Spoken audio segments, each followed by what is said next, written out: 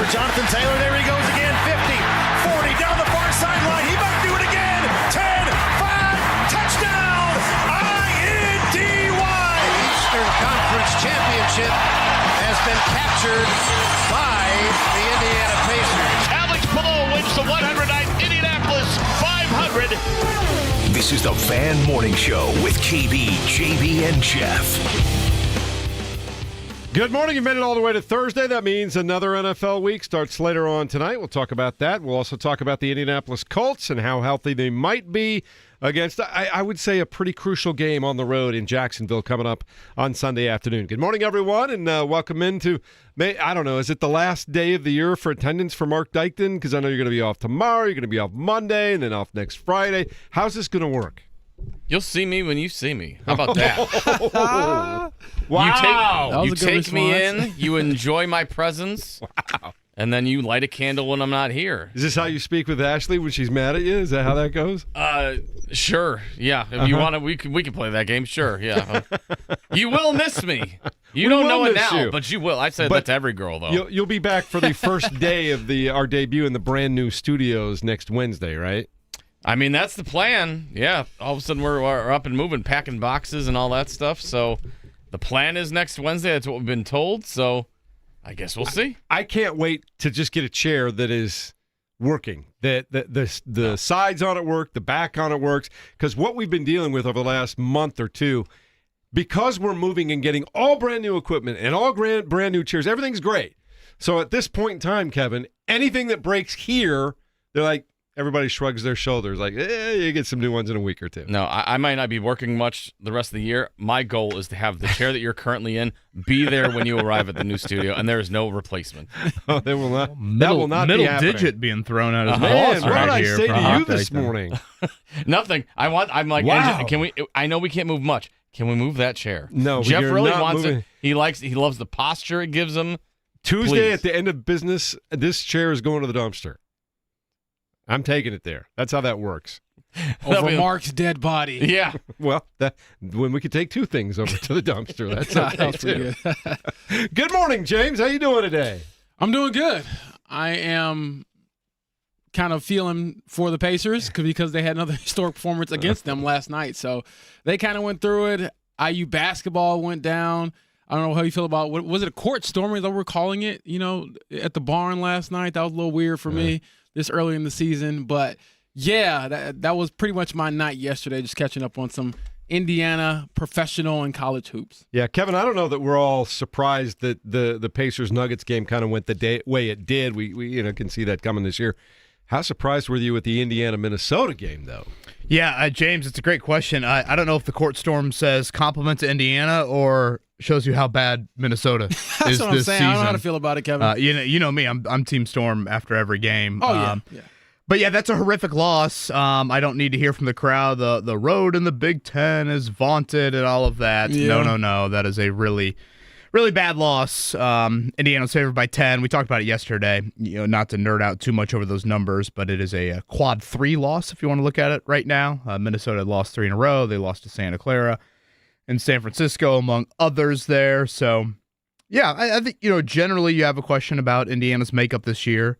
On the floor, I think you have a question about is there enough from a physicality standpoint in the paint in particular. I thought about that last night, yeah. To play. And then this is a little bit more back burner, but, they did go out and pretty much bring in a bunch of mid-major guys. Now, again, a high-level mid-major guys. Tell that to Kurt Signetti. No, continue. But they're going to walk into environments that are a little different than their average Tuesday night game against, Prairie View A&M or whoever Lamar Wilkerson was playing in his days at Sam Houston State. So, not that the barn was some menacing place last night. There were about 150 people in there that all ran out on the floor once the game ended. That was so funny. But Big Ten venues are Big Ten venues. So, how will they react to that? But again, really, really bad loss for Indiana. And I hate to even talk too much about the resume in early December, but just with how their schedule has been, there's not a lot of substance. Marquette's not good.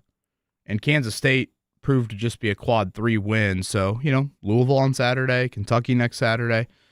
Important games just to get on your side of the ledger as it might not seem like the biggest thing in the world, but come March, it's going to matter. It may matter a whole lot, and we'll talk about that throughout the day as well. I know you, James, of the famous Daniel Jones moving very gingerly video in practice last week.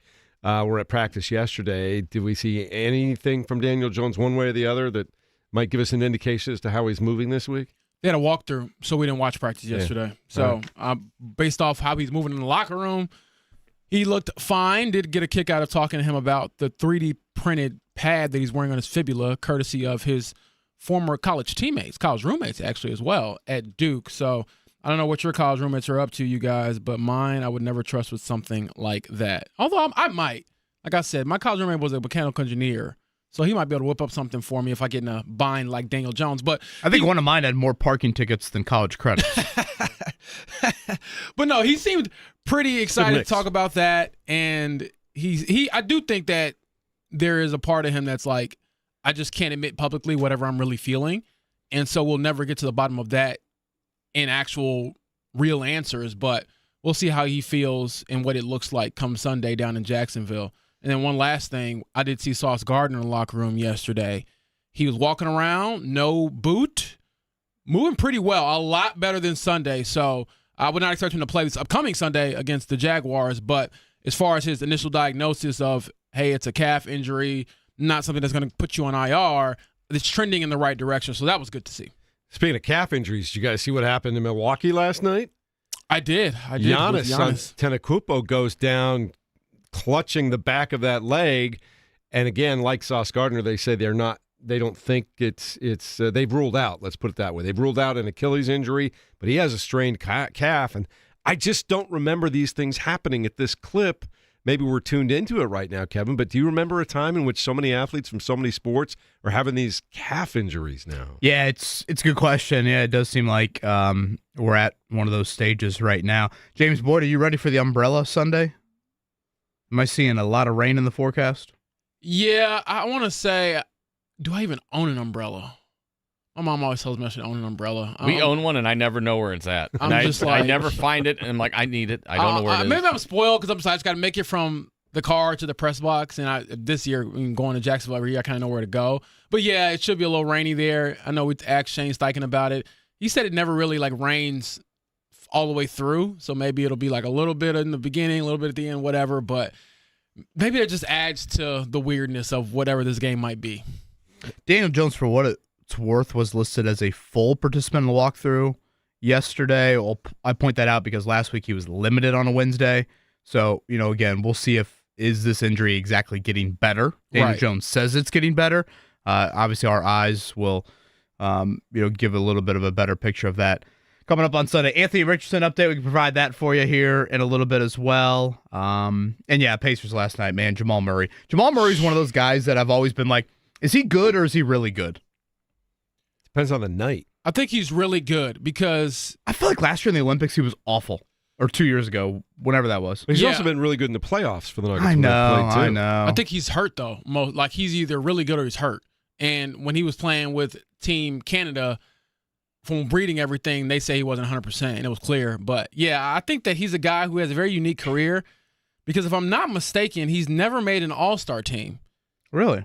But he's also probably one of the best Robins in the NBA, and he proved it a few years ago when they won a championship. So, yeah, and again, it doesn't go back to talent, Kevin. It's because he's always hurt. He only plays like maybe 50 games a year, it seems like. But, boy, if you catch him at the wrong time, like the Pacers did last night, he can put it on you. 10 threes for that guy. 10 out of 11. That's better than most guys shoot free throws. And that's kind of the thing with Murray, too. When he gets on one of those hot streaks, and we've seen that even in the playoffs, and the Nuggets have done that in the past, he's a guy that just give him the ball because he just won't miss for about 8 or 9 minutes of gameplay. Yeah, special player. And I believe it was a 25-3 run that kind of did him in because the rest of the game, the Pacers were kind of taking it to him and winning that game. But as we've seen this year, there's always a variety of ways you can win a game, but also for the Pacers in this particular year, there's a variety of ways in which you can lose. And sometimes, man, they let the rope go for like 5 or 6, 7 minutes, and there's the game. Yeah, second quarter, you just want to boil it down to a 12-minute chunk. That second quarter just killed him last night. Honestly, the best part of the game was Rick Carlisle getting teed up when Adam Silver was on the broadcast. I thought the best part was when T.J. McConnell gave I was like, Bruce Mark Brown Dykton? like a slap on the Mark, can we get some backside. audio there for Rick Yeah, Carlisle getting let's teed up in do front it. of Adam Silver? I'm like, that's very fitting in the week that we have had here with Rick Carlisle That was talking funny. about that. But I enjoyed T.J. McConnell giving his former teammate Bruce they Brown get- a little Yeah, there was a slap little. on the backside, like, "Hey, I'm here." That was a He ain't little. gonna get me. He ain't gonna get me. I love that. Adam can get me, but Goodell can't. He can't touch me. But Adam can. Yeah, and Adam was very close by last night in the building there. So Again, yeah, slide that note to Shane Steichen. Just do it. I'm telling you, it's gonna work. that got real ugly in the second quarter. I was disappointed to see that. I think you'd like to see the Pacers a little bit more competitive at the very least in some of these games. Because again, Denver was down, 2 starters last night, but yeah, Jamal Murray, 10 of 11, as James said, just absurd. I saw some crazy From 3. stat where they said they have now had 3 players on their team this season, the Nuggets, score at least 50 points. Jamal Murray, Nikola Jokic, and Aaron Gordon. Oh, Aaron Gordon had a 50 game. He had a 50-point game Wow. earlier this year. Early, yeah. That's crazy. I'm like, what is going on? How much talent is in this NBA right now? Because that is absurd. All right, coming up in a moment, we'll check it down for you. Mark, what do we have coming up for guest today? The great Thad Matta is going to join us at 8:30 this morning. What else is going on? Scott Agnes gonna check in at 9, and then of course Jason Hammer gonna kick the door in like the Kool-Aid Man and give us some Thursday night football picks tonight. He's It's a back good and one. ready to go. Yeah. Good one tonight on Thursday night. Tell you all about it as we continue next. It's the Fan Morning Show with KB, JB, Jeff, and the guy named Mark Dykton, who catch him now because he might be gone for the rest of the year. It's all coming up next.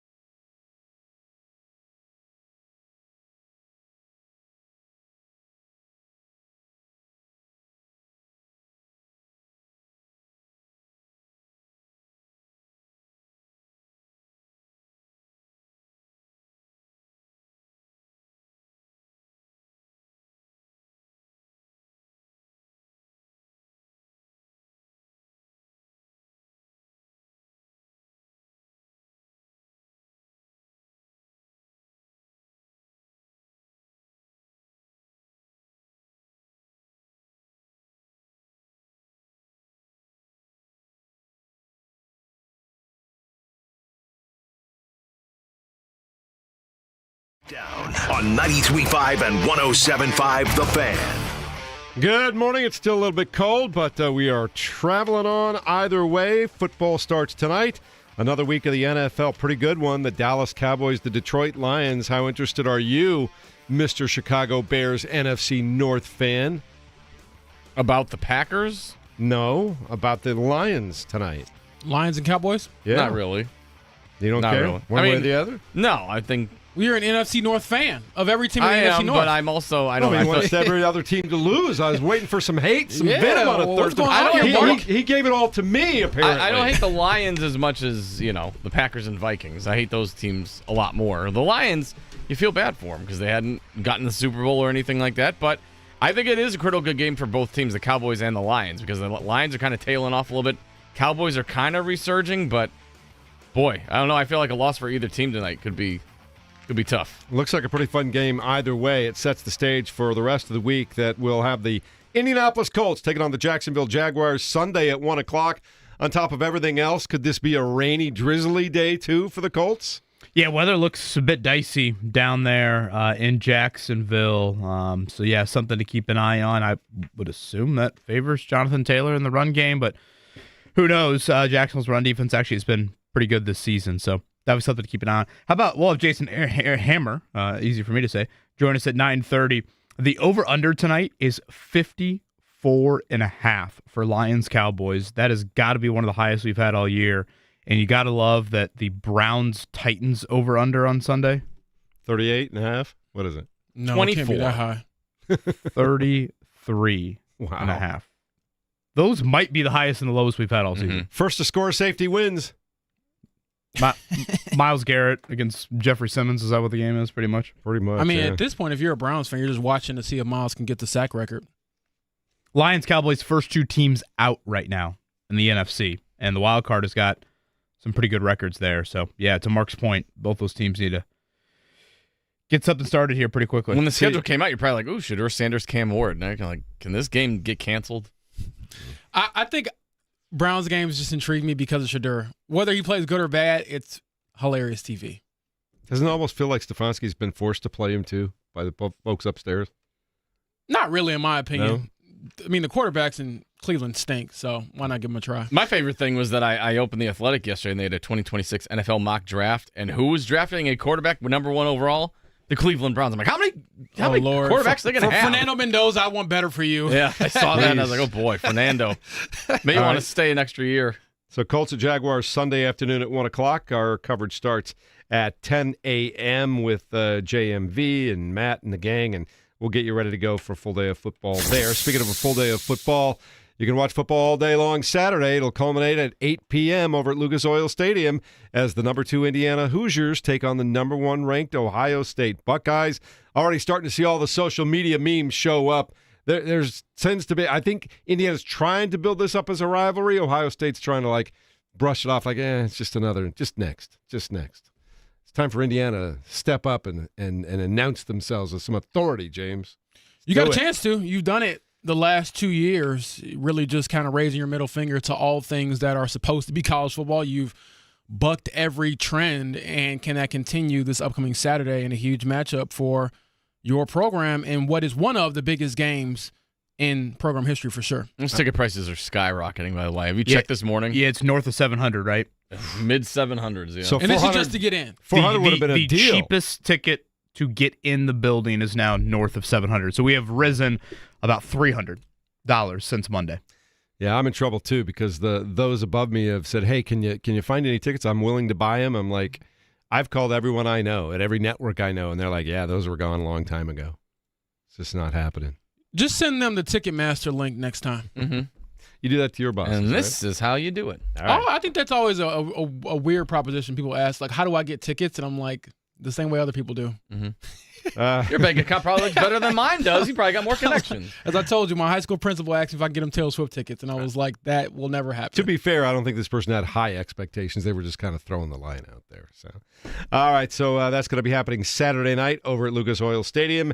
Meanwhile, did you guys see Miles McLaughlin is committed to play college football at Murray State? Kevin, did you catch that? I did, yes, saw that. A couple other items around the state. Saw Jeremy Finch Jr. He did the hat thing. He did the Tried to do the Purdue hat, then the Alabama hat. It's fun for the kids. I kind of feel bad for the schools when they do that. I'm kind of like, I mean, they just offer you a full scholarship, and now you're just kind of throwing their hat to the side. But, I probably shouldn't feel too bad for him. Tennessee for him. And then Jet Goldsberry, who's committed to Ole Miss, and Lane Kiffin. That is a Purdue legacy. Barry Odom flipped him late. Jet Goldsberry, two-way player down there from Heritage Hills. So, yeah, little newsy items around the state of Indiana. But, yeah, Murray State, they're FCS, right? That's where Miles McLaughlin's heading? Yeah. Here's another thing, too. Penn State, with no head coach, they currently have 4 players committed to their class for this freshman year. 11 of the other commits, the old commits, are going with James Franklin to Virginia Tech, and the rest of them have been decommitting by the day over the last 2 weeks, and I don't think Penn State's any closer to finding a head coach now than they were when they fired James Franklin 6 weeks ago, James. Yeah, I'm not sure where to go. Like I said, I'm still relatively new to how the whole college football world works. All of it is wonky to me, and this is another unique situation for sure. Yeah, no question about that. Another football note, Mark Andrews. How old do you think Mark Andrews is? Mark Andrews, 28. What do you think? I would go 28. He's 30, and he just signed a 3-year extension with the Baltimore Ravens. Yeah, I don't get that extension. And I also thought he was older than he was. I did too. Older. I thought he was like 32. But every single insider who broke that news keeps saying, "Oh, he's his game will age well, and he's going to be a focal point of their offense." He's not having a bad season. He's having a fine season, but I mean, he's tapered off from where he was a few years ago. So I don't understand that. So I'm very curious to see what it all means going forward. And, I don't think that his impact will really make a difference this year for the Ravens. They're kind of banged up. All right, college basketball last night. Number 22, Indiana. We talked about it a few moments ago. They go on the road to Minnesota and lose at the barn 73-64. It looked like they were getting out to a decent start. Then they got cold, and they got out-hustled during that basketball game. I think they were out-rebounded by double digits. They were turning the ball over. Hard to win when you keep giving possessions away. Yeah, I think that is a question. And Darren DeVries, I think, has been pretty honest about it, of, hey, rebounding and defense. That's something that, when we get into conference play, what is that going to look like? But, yeah, again, that's a very bad loss. I can't listen to the Big Ten road crowd. That is a loss that will not age well on the old resume. Minnesota is awful. I was looking at the net last night, which the tournament committee looks at. Minnesota, the 5 teams currently above them in the net rankings: Iona, Portland State, St. Thomas. Is that in the Virgin Islands? You're asking the wrong person. No I'll have idea. to Google this. Colgate and UT Martin. Those are the 5 teams currently above Minnesota. Hopefully this will start a big winning streak for them. They'll win a couple of Big Ten games and get themselves back up to a reasonably respected level. That's all you can hope for if you're Indiana from that loss right there. But the Hoosiers now, that's their first loss of the year. Taylor Connerway had 18 points, Lamar Wilkerson 15, Sam Alexis had 10. Also last night, IU Indy losing at Detroit Mercy 92-78. Anything else you want to throw in, man? Well, yeah, we got to mention the Pacers. They get blitzed in the second quarter. Last night, Jamal Murray goes off for 52, 10 of 11 from behind the arc there. Just one of the more incredible performances that I've seen in that building. Johnny Furphy did return for the Pacers, so if you're in the optimistic category about seeing some more young guys, you do have Furphy back in the lineup there. So, yeah, got ugly real quick there just before halftime, and the Pacers somewhat did the fake run, but never really truly threatened the rest of the way. Yeah, 135-120 was the final score. We'll talk about that more throughout the day. Thad Matta, head coach of the Butler Bulldogs, is going to join us at 8:30. We'll talk more about the Jaguars and the Colts. Next, it's 93.5 and 107.5 The Fan.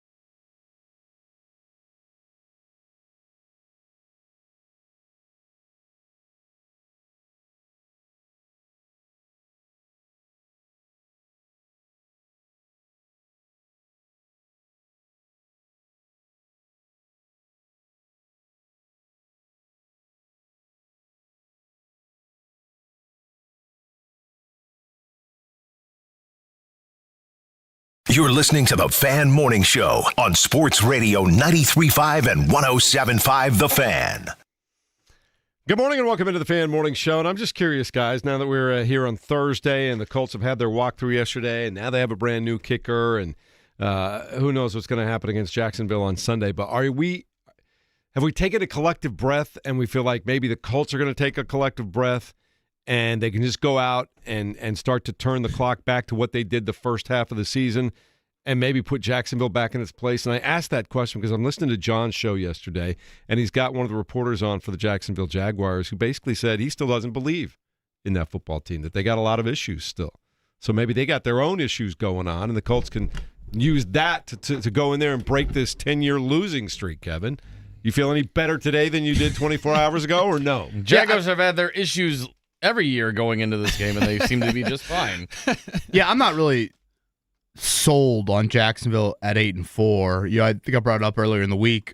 Last week, for example, was Trevor Lawrence's first game all season with a passer rating over 100.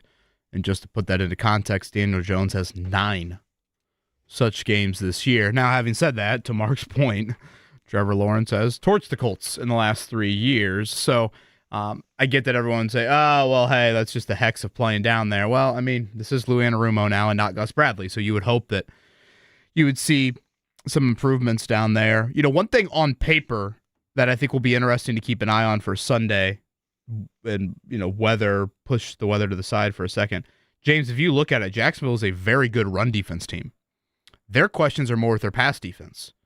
Well, right now with the Colts, offensively, I know Jonathan Taylor hasn't been great by any means here recently, but you'd probably feel more comfortable handing it to 28 than necessarily having Daniel Jones drop back 35 times or however you want to, put that out there. But again, on paper, it seems like Jacksonville's a little bit more susceptible through the air.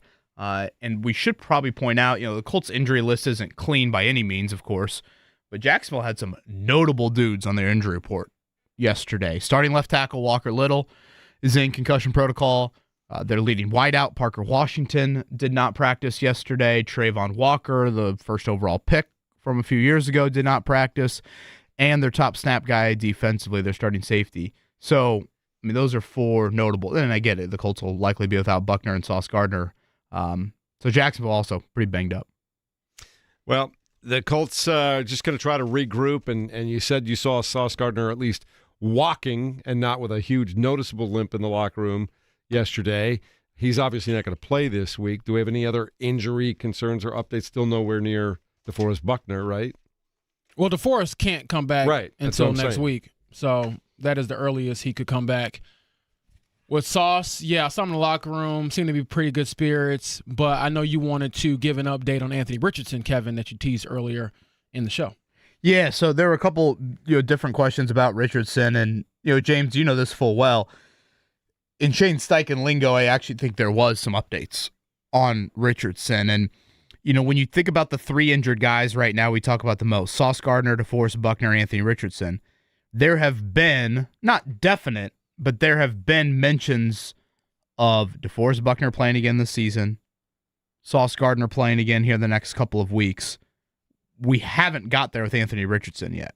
No. And so basically on the Richardson front, he is back in the building. I believe Sunday was the first time we've seen him on the sidelines since the injury started. I believe Stephen Holder reported he actually traveled, I want to say, to Kansas City. Oh, he did? I thought it was just Buckner. Yeah. That did travel. So, again, he is starting to be back present. I guess is probably the best way to put it. And Shane Steichen did say he's doing some weight room stuff. But, again, I stand by nothing imminent. I asked Stephen Holder yesterday when we had him on, better chance to play in December, Sauce Gardner or Anthony Richardson. And I think the bet there would be Sauce Gardner. So, I've gotten a lot of the Richardson questions lately, James. I'm sure you have as well. But I would, to summarize it all, I'd say it's still very much up in the air if he's going to play again this season. Having said that, he is at least back in the building and starting to do some stuff. But as Shane Steichen pointed out, clearance means full vision in the eye. That's not just, hey, man, your ankle's a little bit twisted. Go ahead and tape it up and play on it. I mean, this is a little bit of a different injury situation. And to be fair to you, you actually were correct. He did not go to the Kansas City game. That was DeForest Buckner. But according to Stephen Holder, the hope is that Richardson can attend some upcoming road games, perhaps this week. I know he's a Florida guy, a Florida native, so maybe he'll be on the road. From that area, right? Yeah. So it's unfortunate. He never really got a chance to play down there, now that I think about it. Anthony Richardson has not lost to Jacksonville on the road.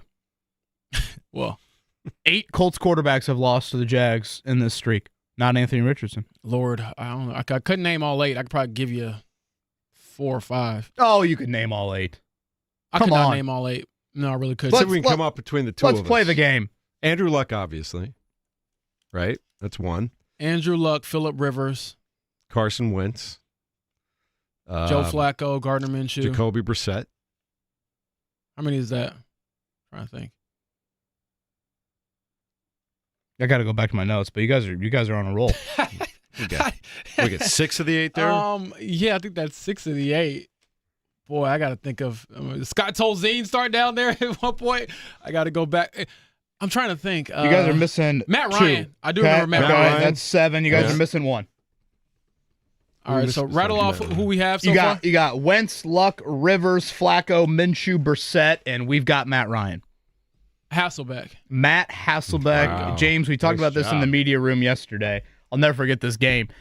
And by the way, I have a dose of optimism here that I will get to, okay? But to start the streak, 2015, the Colts had won 16 straight AFC South games. I think that's one of the more remarkable stats. That is crazy. Frankly, in NFL history, that the Colts had won 16 straight divisional games going into a Jacksonville game late season 2015. It was Matt Hasselbeck under center. This is when the Andrew Luck shoulder issues started. The Colts were leading near halftime of that game. I vaguely remember some sort of strip sack situation and the Colts losing their lead and Jacksonville scoring. I want to say it was like 40 unanswered the rest of the game. The Colts lost 51-16 back in that 2015 season down there. That ended the course of the 16-game AFC South streak, and it has started this streak now, which is 10 years. Now, the dose of optimism, which we need. This streak of Colts hell, again, the Colts have a better chance to win in Alcatraz than they do in Jacksonville, started week 14 of the 2015 season. What's Sunday? Oh, it's week 14 of the 2025 season. So 10 years ago to the exact week it started, it shall end. So you're telling me there's a chance. How about that? Full circle. That's optimism, folks. That's not a curse. That's not drinking glass half empty. That's saying the Colts are going to go down there and do exactly what they did week 1. End the streak. Jump in the pool afterwards. Does the pool still exist down there in that stadium? I think if so. It rains, it's going to be a pool. -1.5, still the line. The Colts still favored in this one, so the bookmakers still like the Colts. James, would you post up Blake Grupe, Colts kicker? Would you go mouse in the house? Would you go Patrick Beverly? Normally, I would joke about this and say, "Oh, absolutely not." But yes, he's a very small guy. He could get lost with you. He might be 5'7", 156 for Blake Grupe. Suitcase still in front of the locker. I believe he said he's been in 3 hotel rooms since his arrival. I would like to see the scale on that too for 156. I'm dead serious on that. You think soaking wet? Yeah, soaking wet. I think that's one of those things where, we all had it in high school. Our coach gives us an extra inch, 10, 15 pounds on the roster because, that's a small dude. But they have some high expectations for him to really just stabilize their kicking unit. And he certainly comes with his warts. Missed 8 of 26 kicks this year. Not a good number. Has missed 2, I believe, within the 30 to 39 range, I want to say. Maybe 3 between the 40 and 49 range. So, that is something to note going forward. But I think, and you talked about this, Kevin, yesterday when we were in the media room, you had to do something from an optic standpoint.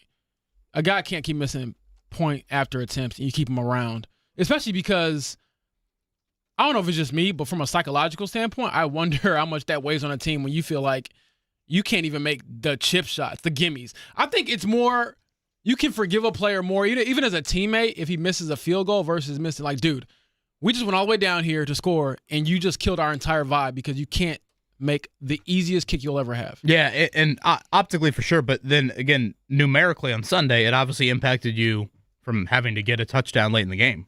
Yes. Whereas I would agree. you could have So needed it's a field tangible goal. for sure. And, if you look at the rest of these games, and Jeff, you just pointed out the Colts are what, a 1-point favorite coming up on Sunday? 1.5. Don't forget the half. 1.5. I mean, they are. I was doing some look aheads at the rest of the season. I want to say it's like a 3-point spread underdog the next 2 weeks after this. They play Jacksonville again in week 17. They're a 1.5-point favorite for that one. The Houston game currently to end the season, they're like a 4-point underdog. I mean, we're talking 1, 2, 3, 4-point spreads. I mean, it's a far cry from earlier in the year where you were, touchdown plus favorites in several of these games. I bring up all that to say kicking matters. I mean, hell, last year you saw the Jags rookie kicker, bang one home from long distance for the win against you, and Cam Little's got a hell of a leg. So, again, I know that talking about kickers can make you want to just stab your eyes out, but it matters.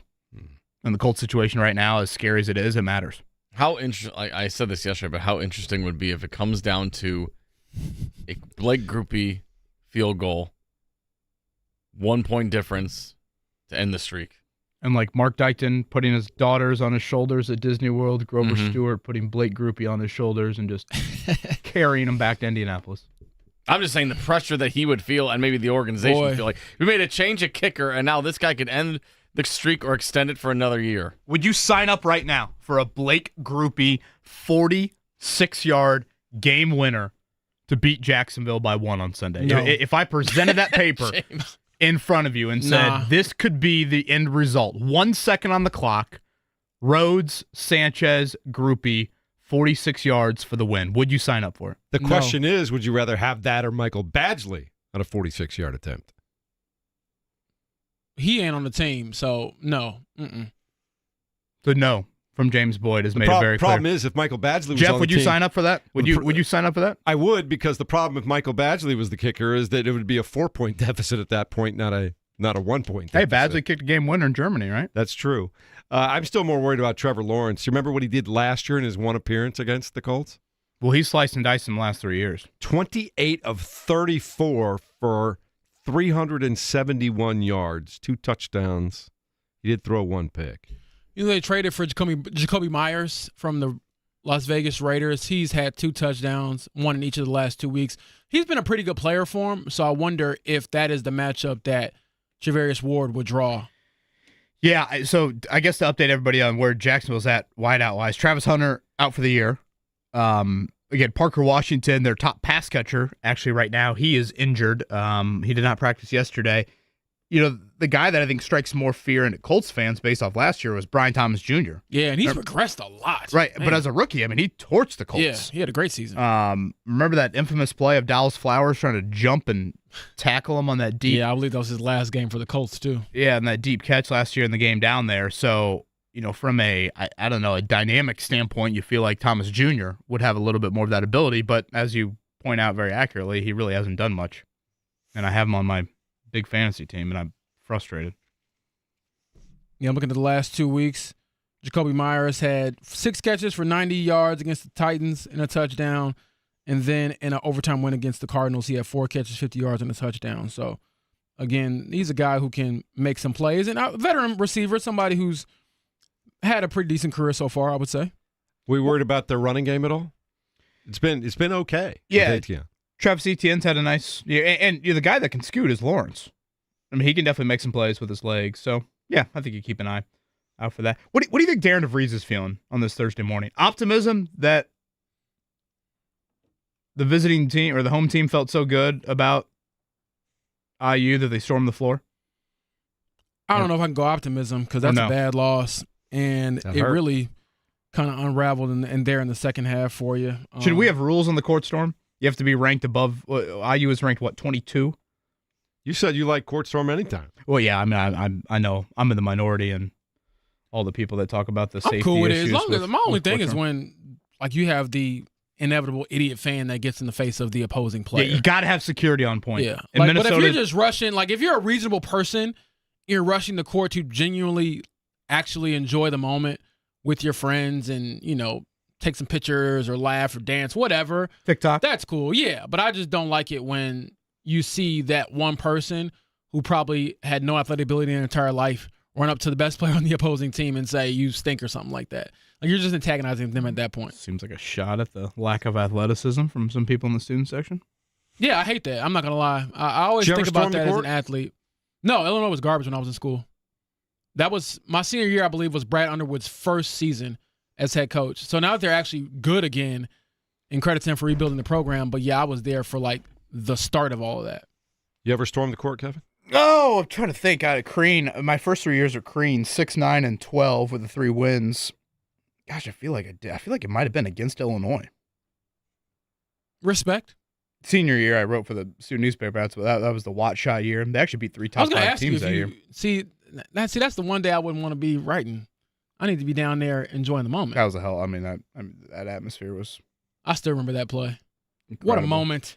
Darius Miller closing out on Watford. We got to be coming up on the anniversary of it, right? Yeah. And is this the first time IU Kentucky have played since? Is that right? Next Saturday? Oh, I wouldn't know that one. Big game, though, nevertheless. I do think... Opposite the Heisman. I saw Dick Vitale and Charles Barkley on the call for that. I did. I'm looking forward to it because it can be great. It can also be a lot. I don't know what to expect, but I do love... I feel like if you know those two guys going into it, you should have tailored expectations and just have fun with it. And to get sentimental for a moment here, I believe that Vitale will then do one of the play-in games for the NCAA tournament. And he's the perfect guy for that. It was, when I was reading it, they said he's never called an NCAA tournament game. That'll be the first. And so this is kind of a nod to, obviously, ESPN guy, CBS. Yeah. Family of networks being the NCAA tournament Turner as well. So I think that's cool.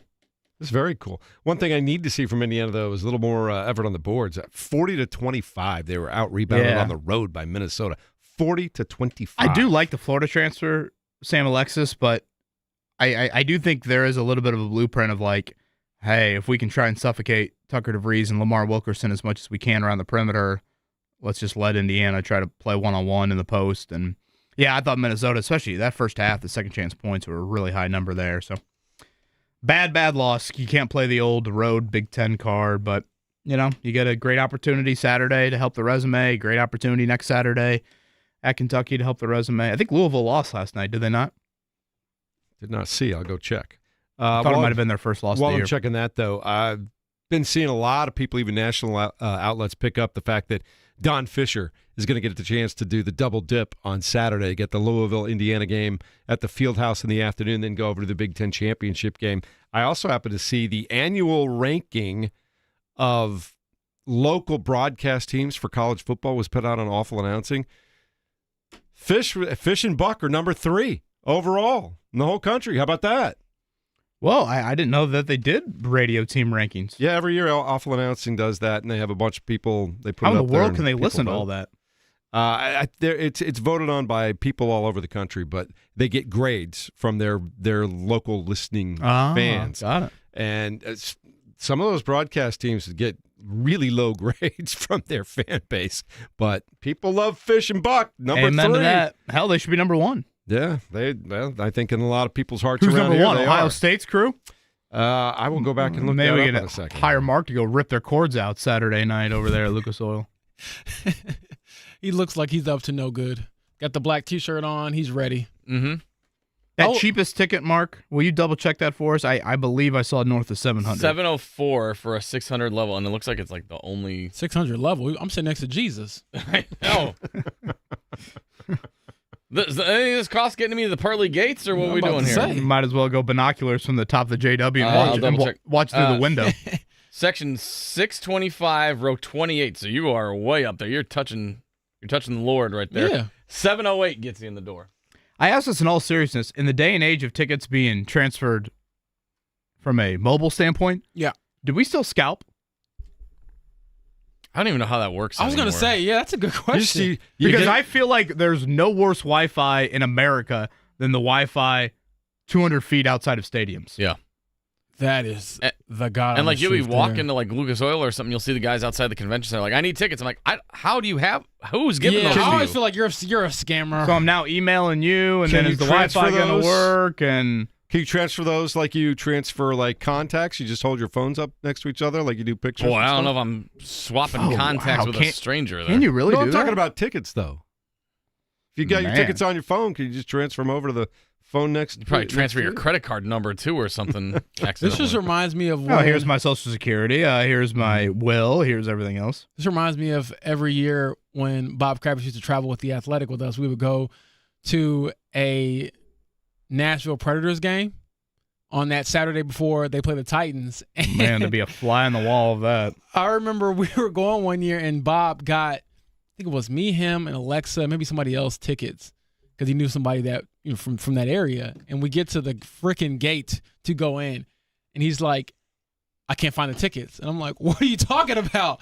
And he says, they said they're in my wallet. I don't know how to get to my wallet. And he just takes his phone and holds it out like it's like a, I don't know, like a pancake. He's like, help me find it. Like so he's receiving communion at the church. So I had to go into his phone and find the tickets that he fortunately had, because I was like, boy, if we stood in this long line and you didn't download the tickets or something like that, and as you mentioned, Kevin, Wi-Fi shoddy, boy, he had me on edge for a little bit when we got in. I love me some Bob Kravitz. He knows technology like I know Met Gala fashion. I will say this, though. The man can mingle, so we got a nice little suite and got to eat for free, and I watched my first hockey game in person. My favorite thing was Kevin mentioning his will is on his phone.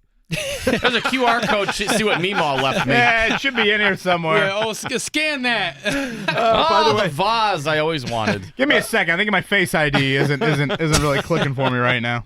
James is correct. Ohio State was the #1 ranked local broadcast. How about that? Oh, I didn't even. That was a Kevin guess, but shout out to Kevin. Yeah, it was Ohio State #1. Cal. Well, then we definitely got to rip out their cords coming up on Saturday. Right. Yeah. Mark, get on it. They said some nice things about Fish and Buck, though. We'll get to some of that. But also, Pacers struggled at home last night against the Denver Nuggets. More on the Colts coming up against the Jacksonville Jaguars. Thad Matta from Butler Basketball on the way at 8:30. Lots to do. Stick with us here at 93.5 and 107.5 The Fan.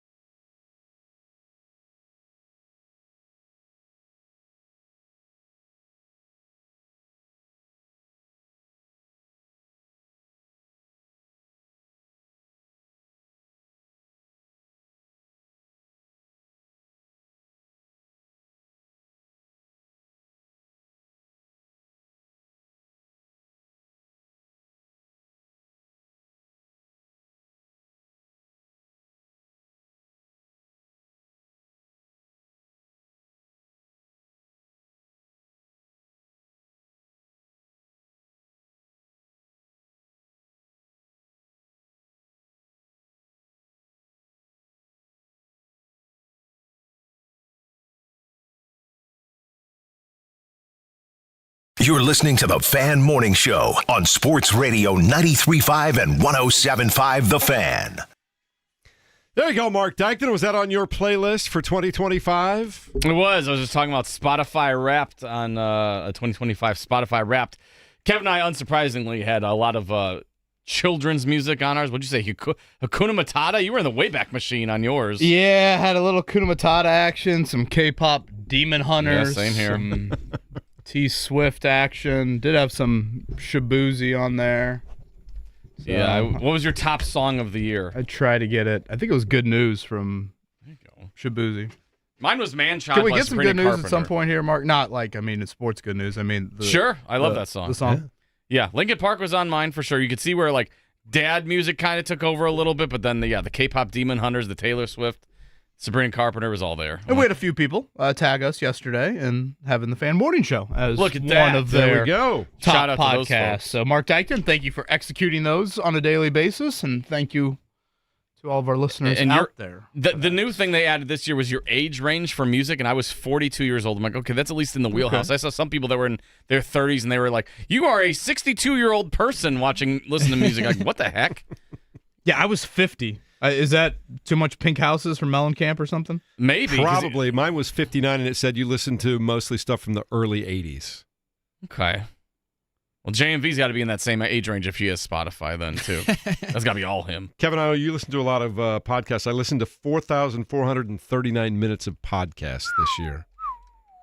How about you? Seems like a big number. I'd have to go back and scroll through, but yeah. What was your top podcast, you remember? I'm sure that I'm very high on there. Better be the Fan Morning Show. I was going to say, probably, you better be restreaming probably the us. Ride with JMV or Aquarian Company or the Fan What Morning a team Show. player. Or Colts Corner with Kevin gotta Bowen be or Colts Corner, James yeah. Boyd and Jim Aiello. I don't know. Something on there. Do we have 4,000 minutes of Colts Corner? Total? We got usually 2 a week, so All right. I don't know how that adds up here in early December. The other weird thing was the top genres thing. Did you see any of that? Because there was some weird. It was like bubblegum pop, and then it was lullaby. And my brother had one that said egg punk, EGG punk. I'm like, the hell does that mean? Was Lullaby kid stuff? I don't know. I have no clue. Didn't say. It's not like I had like You have a Rockabye kiddie Baby on taste there. in music. I don't Mark. know what there was. Like I said, egg punk, lullaby. I'm like, huh? I don't understand how they deciphered what those genres are. My top two were classic rock and new wave. So, yeah, 80s. Okay. We going more good news Lots of for Depeche Mode. more good news for Indiana with Brian Hartline taking the job at South Florida, Ohio State's offensive coordinator. You guys believe in that mattering on Saturday night? I thought he should have petitioned like Lane Kiffin to stay with the team.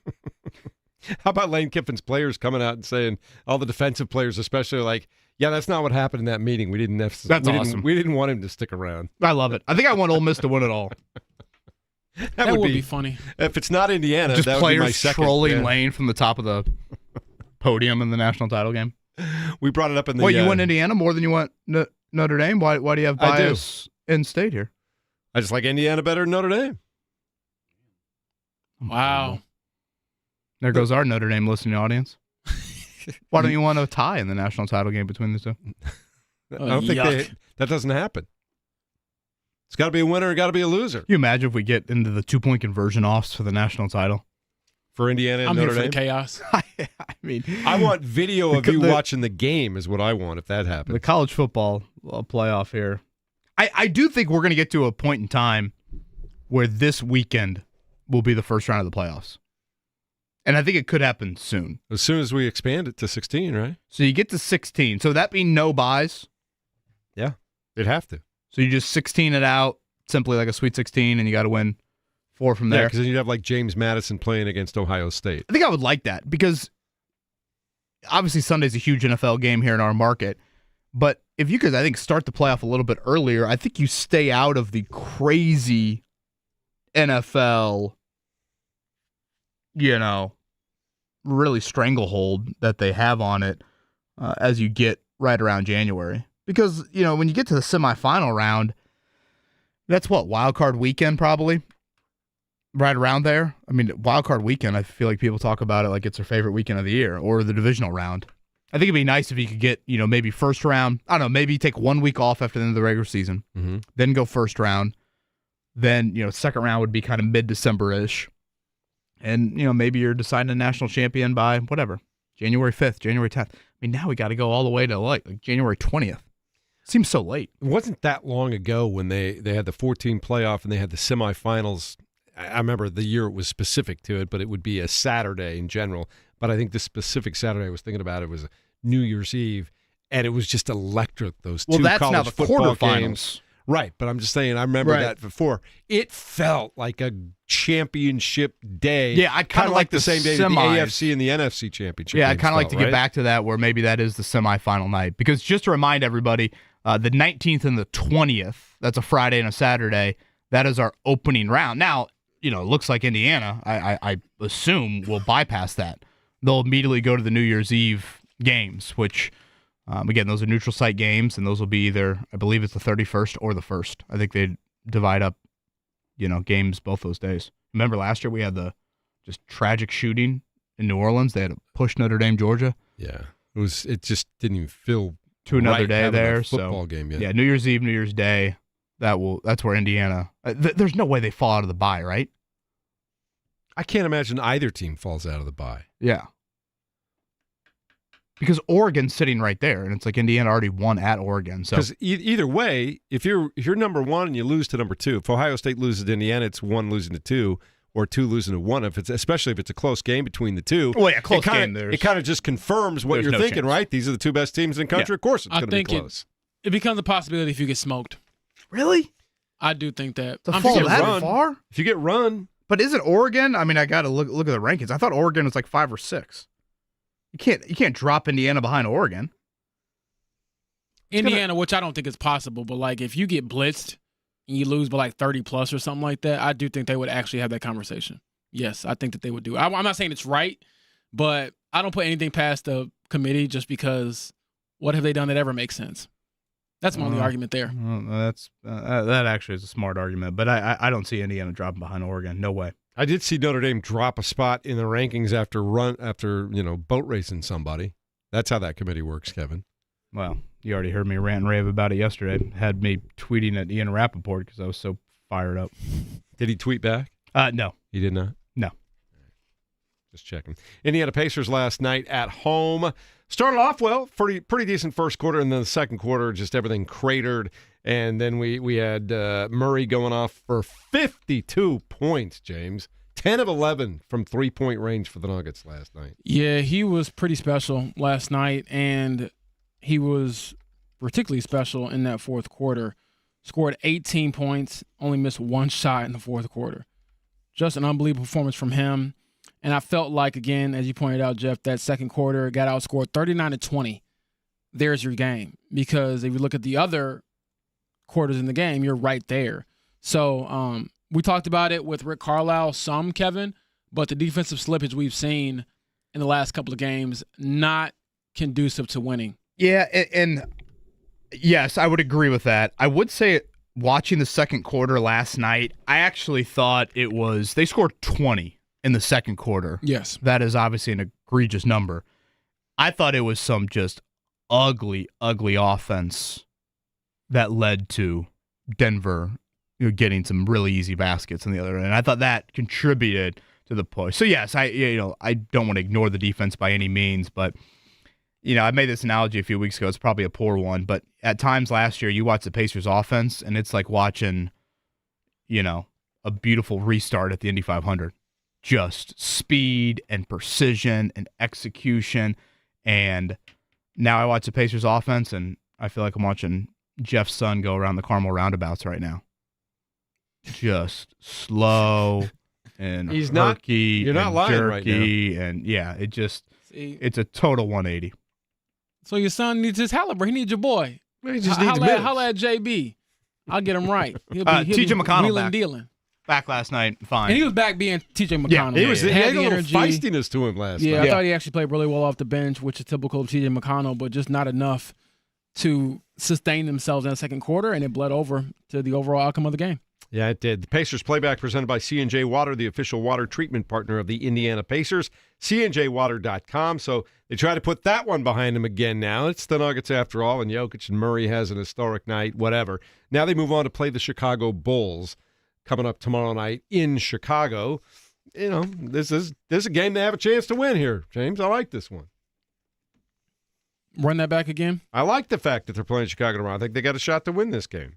Yeah, Chicago hasn't played all that great. I actually read a story recently where they were kind of throwing out the theory. I think it was ESPN, the theory of can the Bulls kind of build their offense and their team sort of like the Pacers have, because Josh Giddey's playing well for them, and moments and comments like that. Although Josh Giddey's almost averaging a triple-double this year and taking nothing away from that man. Gosh, is he really? Yeah. The Josh modern Giddey? NBA, yes. He's averaging like 20, 11, and 9, I think, or something like that. Yes. So that's why people are saying, can he be like the next lead guard to take a jump, so to speak? So I'm looking at his numbers right now. Yeah, he's averaging 21 points, 10 rebounds, and 9.2 assists. And he's actually shooting pretty well from the floor as well. 48% from the floor, 39% from three. I knew he was playing well. I didn't know he was playing that well. So, yeah, the theory is can he make a leap sort of like we saw from Halliburton? But again, when those comments get made, it almost makes me miss watching Halliburton, because I think you can kind of forget how good of a player he is when he's not out there every night. Similar to how we see with Caitlin Clark. I've seen a lot of comments about, hey, she had the sophomore slump.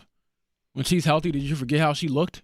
So, it'd be good when some of the Indiana stars can remind these people. Was she healthy at any point in time, like a fully 100% healthy at any point in time this past summer? I would say so. Yeah, early Maybe in the very season. beginning, first 10, Yeah, 10 12 she had a games? triple-double in her first game of the year, so I can't sit up here and say you were never healthy. Yeah, just felt like she was battling through stuff almost all season long, obviously. But anyway, the Pacers get back to work again tomorrow night at Chicago, 8 p.m. Start, 7:30 airtime here at 93.5, 107.5 The Fan. Again, the Pacers playback presented by C&J Water, the official water treatment partner of the Indiana Pacers, cnjwater.com. Before we get into the check down, Kevin, I was going to do this independently just for you, because I know you're up to date on this. Did I see video of Tiger Woods he's been cleared, not video, cleared to chip and putt, but returned to golf as a ways away. Did you see that yesterday? Yeah, it didn't sound very optimistic. Cleared to chip and putt, that's a long ways away from a full swing. Yeah, makes me sad. What was the latest surgery? I assume something back-related. I feel like he's got surgeries about as routine as the sun rises from the east. Because I would take Tiger Woods at some point, like I used to enjoy when I was really into golf, watching, even in their elder years, guys like Nicklaus and Player, and until we lost him, Arnold Palmer, playing in front of everybody on the first day of the Masters or something like that. I always kind of enjoyed that, and I'm starting to wonder, are we going to get that with Tiger at any point in time? That sounds horrific. But just to see him playing is my point. I mean, he's 50. He's not 80. 50, how old is that body, though, after all those surgeries? James, anything on the Colts injury report you're curious about today? Again, walk through yesterday, first practice coming up today. There were a couple of names that we did not see get hurt in the game that popped up there. Josh Downs and Kenny Moore in particular. Daniel Jones was a full participant in the walkthrough for those that care. Last week he was limited on a Wednesday for those that are glued in the injury report. Yeah, so here's the rundown. Jalen Carlisle, the linebacker, second-year player, he was full due to an ankle injury, so he was a full participant. I say that because it's significant for him to practice and get elevated this week. If he does not come off IR this week, he must stay on there for the rest of the season and will not play. And then, as you mentioned, Josh Downs was, and these are estimated reports because they had a walkthrough instead of a traditional practice yesterday, but the estimated injury report, Josh Downs, DMP, hip and knee. Sauce Gardner, obviously, out with the calf. Daniel Jones was full with the fibula. Tyquan Lewis, that was a surprise one, an ankle injury. He was a DMP. And then Kenny Moore had illness/ankle listed as a DMP. So we'll see what that looks like today when we get back out there to a regular practice. So, again, as you always say, Kevin, don't want to get too worried, too caught up into it. After the Wednesday injury report, I would say Thursday, that concern rises a little bit. But most of these guys I would expect to hopefully bounce back later this week. And I think it goes without saying how important Kenny Moore the second is. I would add with Sauce Gardner status, it's even more important. And you've been pushing for him to play even more. Yeah. And, Travaris Ward, I think he's an interesting one to watch on Sunday. Just kind of where is he at? We played some of that audio earlier in the week, very candid about, a lot of things, frankly, I think off the field that are clouding his play on the field. So what does that look like for him, and what is a monumental game, Colts and Jags, coming up on Sunday. Liam Cohen acknowledged in his press conference yesterday. He goes, "Oh boy, crowd's a little bit bigger in here than it is normally. So I think even in lowly Jacksonville, you're getting a little bit more eyeballs on this game. Duval. Duval. You got to give him credit, man. That was a great press conference line, and they've backed it up. Yeah, it's always funny when people say, oh, they won this press conference. I remember saying that when I was a young, inexperienced reporter back in college. Oh, this guy was so great at the mic. Who cares? Can you win games? And he's certainly doing it. Nick Sirianni, in that opening press conference. They say he was horrible, and now he's been to 2 nice. Super Bowls and won a Super Bowl and one of the best coaches in the modern era right now. So, yeah, it's funny to see who gets the grace and who doesn't, but it all comes down to what happens on Sundays. Yeah, and it's, again, for those not keeping close track, the Colts are the 6th seeded team right now in the AFC.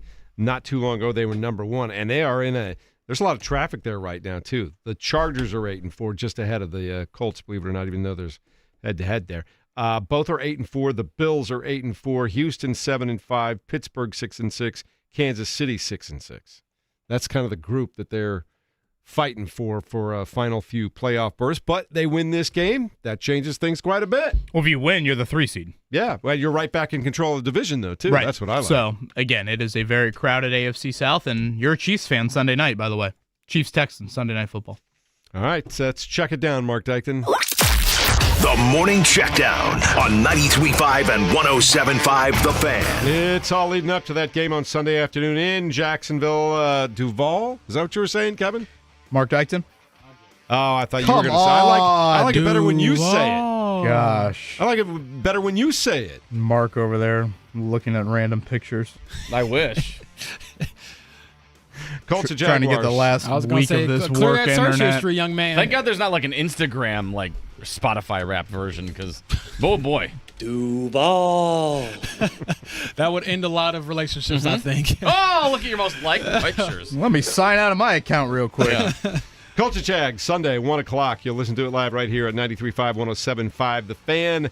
Kick at 1, and our airtime with all the pregame festivities starts at 10 a.m. We just went through the injury list for the Colts, but for the most part, nothing seems to have changed much from what we thought on Monday.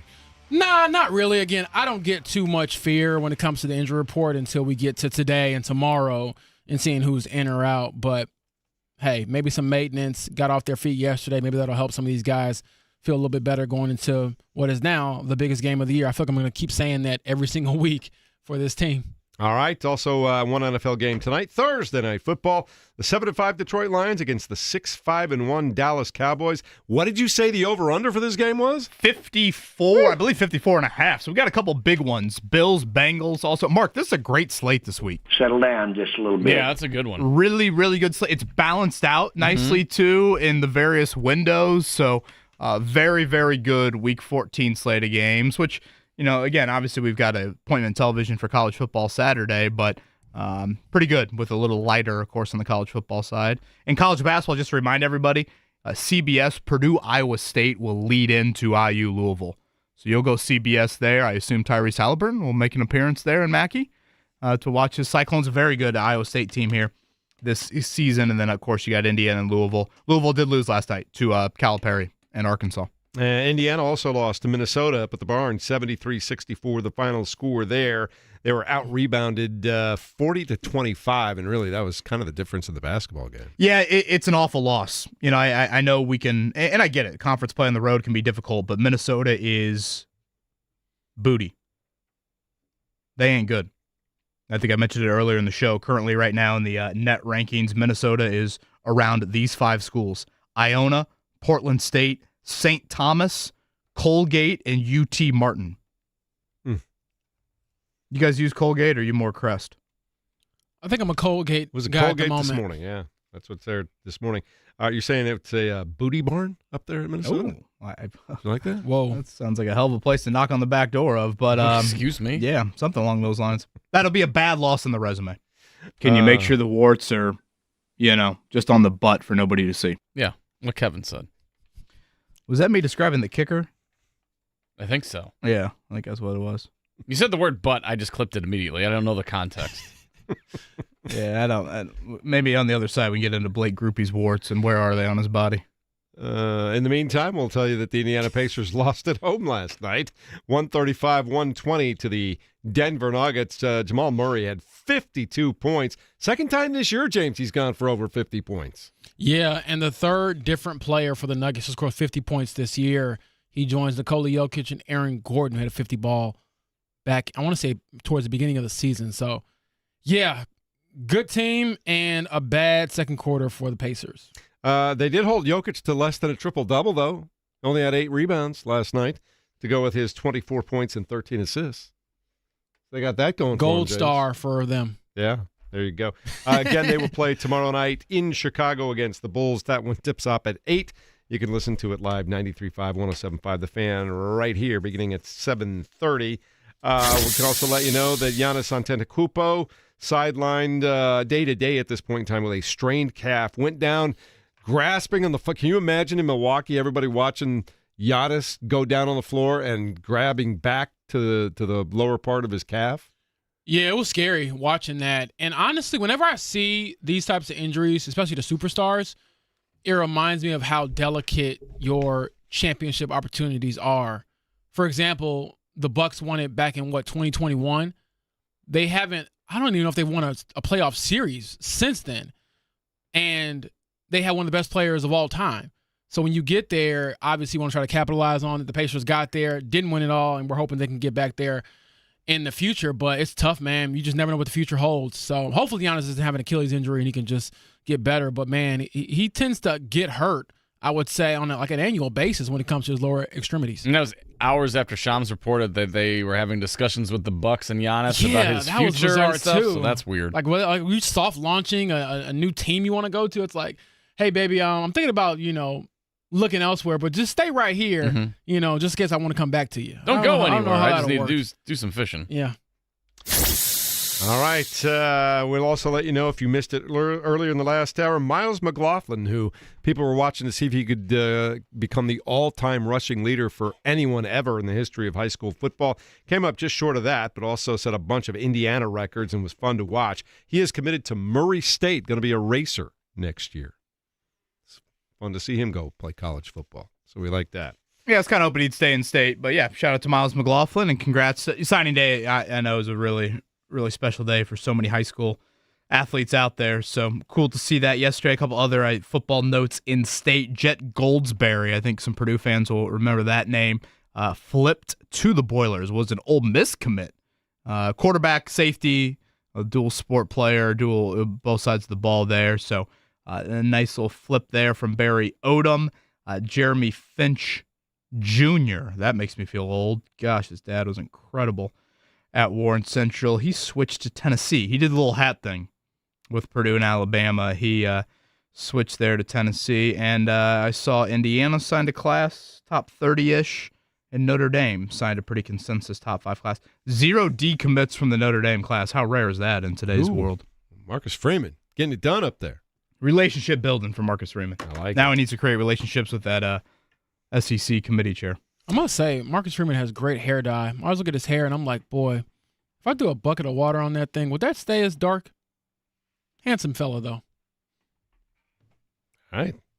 Coming up in a moment, we'll talk to... He was on the Today Show yesterday. Matty Bowen had a compliment of his performance. Have you seen how dark his hairline is, though? I'm serious about that. On the Today Show. Yeah. I think he's a good-looking dude, and I'd like to thank him for what he's done for Notre Dame football.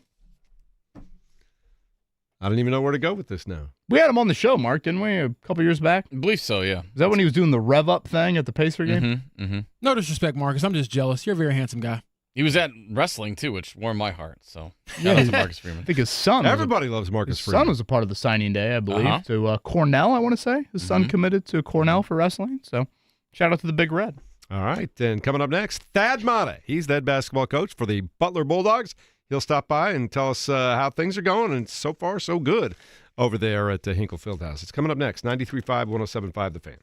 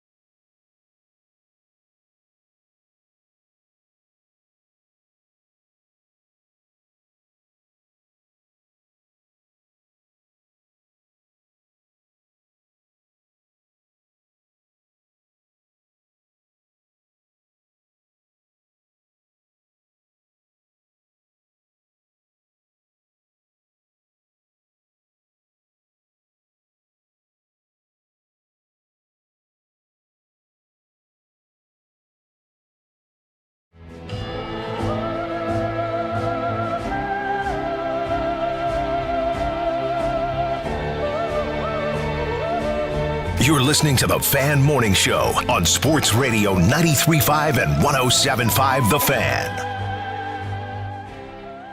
Good morning. It can only mean one thing as we get ready to talk some basketball. It's getting in the middle of December here, getting some games under our belt, and things are going well over at Hinkle Fieldhouse for our next guest, Thad Matta, the head basketball coach for the Butler Bulldogs, who joins us on the Payless Liquors hotline this morning.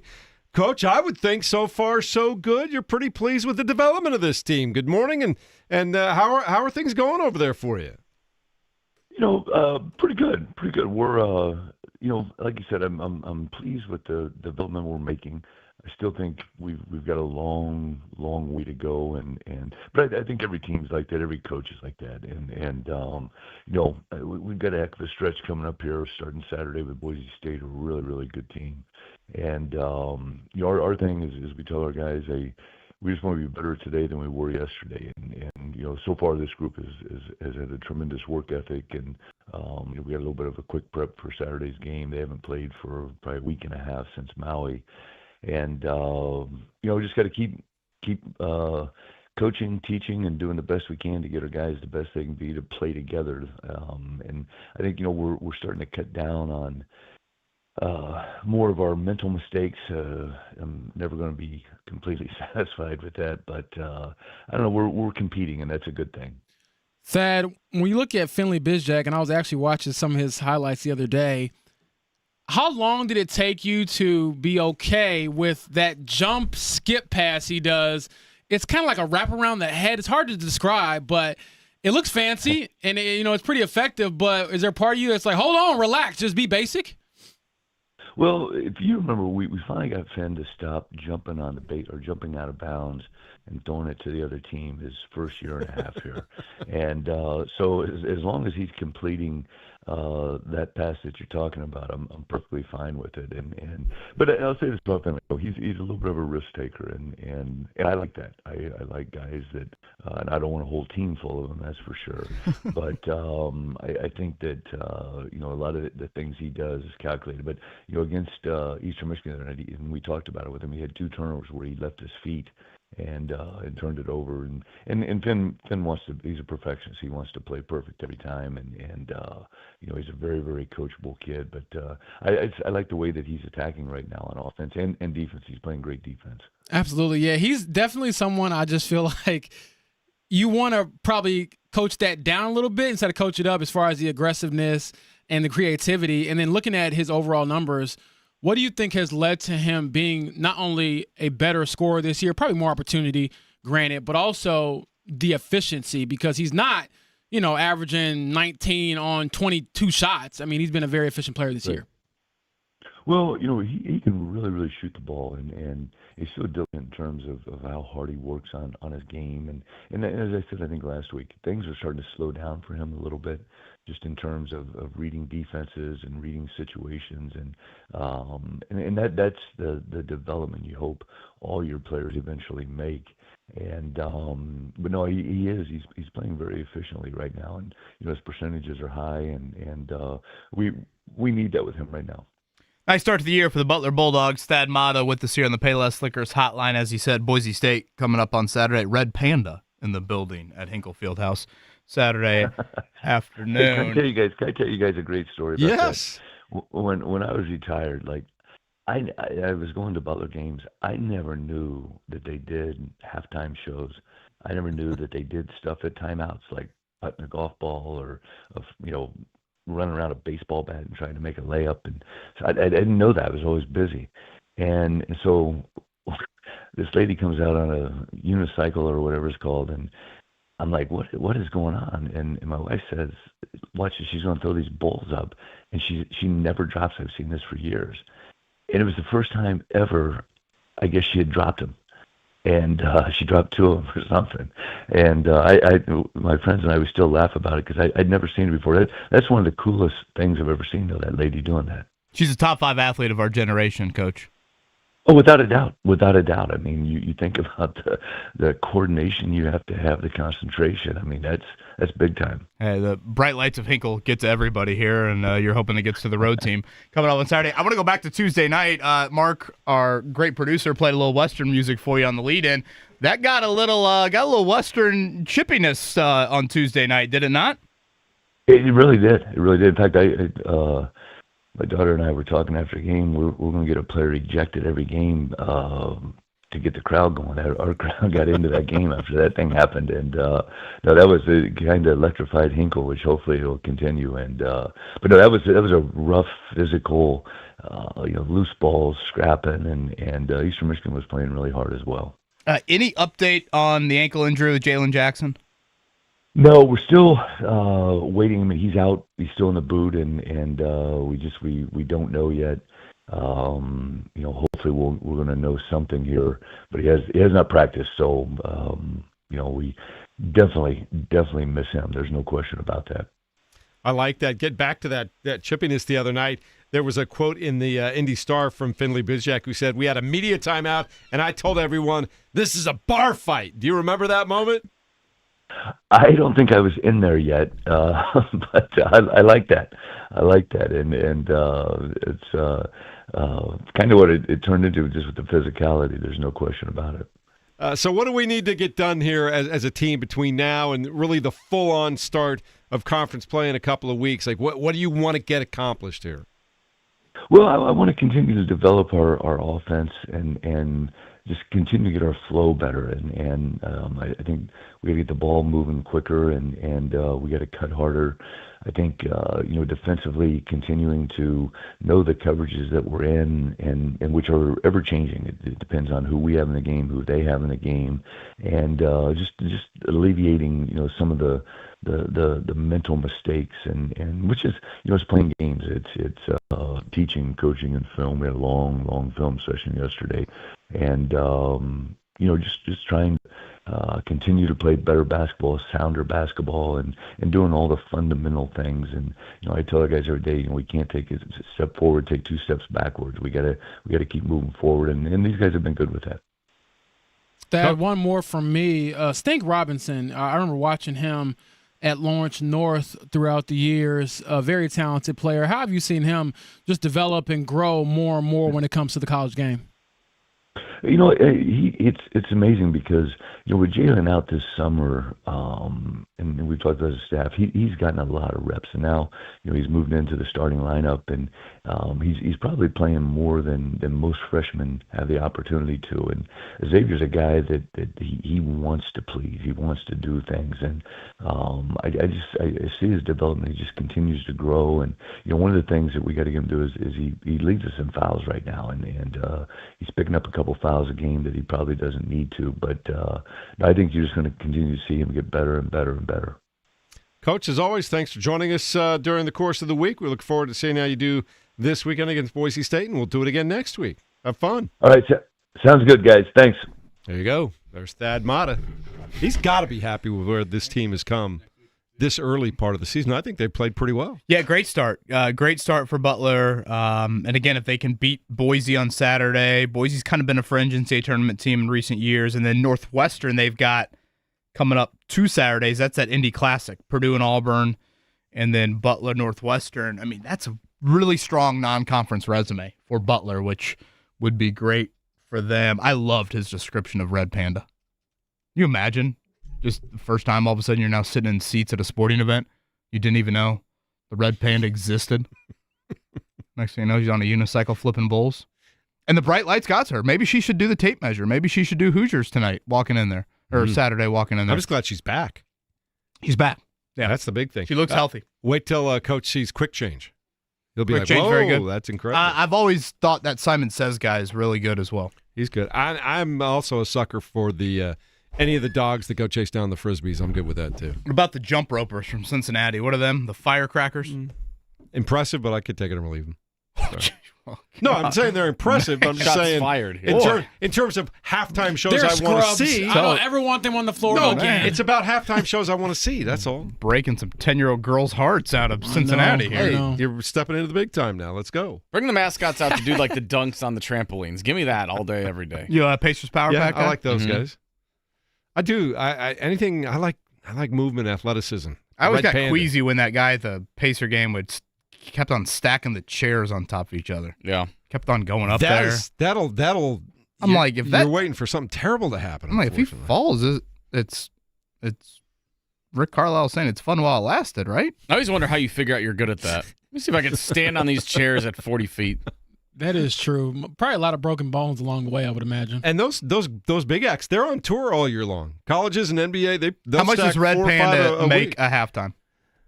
It's got to be between $5,000 and $10,000, I think, for an appearance at this point in time. I looked this up before. So $3,500 a performance for Red Panda. But when was this posted? 8 years ago. So I'm sure inflation was taking course. Yeah. So let's just call it $5,000. $5,000 for what? 5 games a week? $25,000 a week? Got probably $100,000 a month. Now NBA might play. I don't know. Do they pay for your travel? Well, geez, I would hope so. You never know, though. I would think not, actually. Probably got to show up on your own accord. They may, at the beginning of the year, they're like, hey, I'm going to be in your area during this set of dates. Do you have a home game, something like that? Yeah, she could hit, 3 or 4 in the Midwest. Yeah. Yeah, it says back in 2019, she was commanding $2,500 to $3,000 per 5-minute performance. Now, $5,000. Okay. It's good work if you can get it. Yeah. Hope she's got a good insurance plan, though. I would hope so. Yeah. All right, coming up in just a moment, we'll talk more about the Week 14 in the National Football League. Mark, do you have questions for us today? Are there things you're interested in, curious about? Always and every day. We'll do some of that, and then in the next hour, we got a big hour for you. Scott Agnes is going to stop by, give us the state of the Pacers, and Jason Hammer is going to give you all the info you need to make some money this week. It's all straight ahead. 93.5, 107.5 The Fan.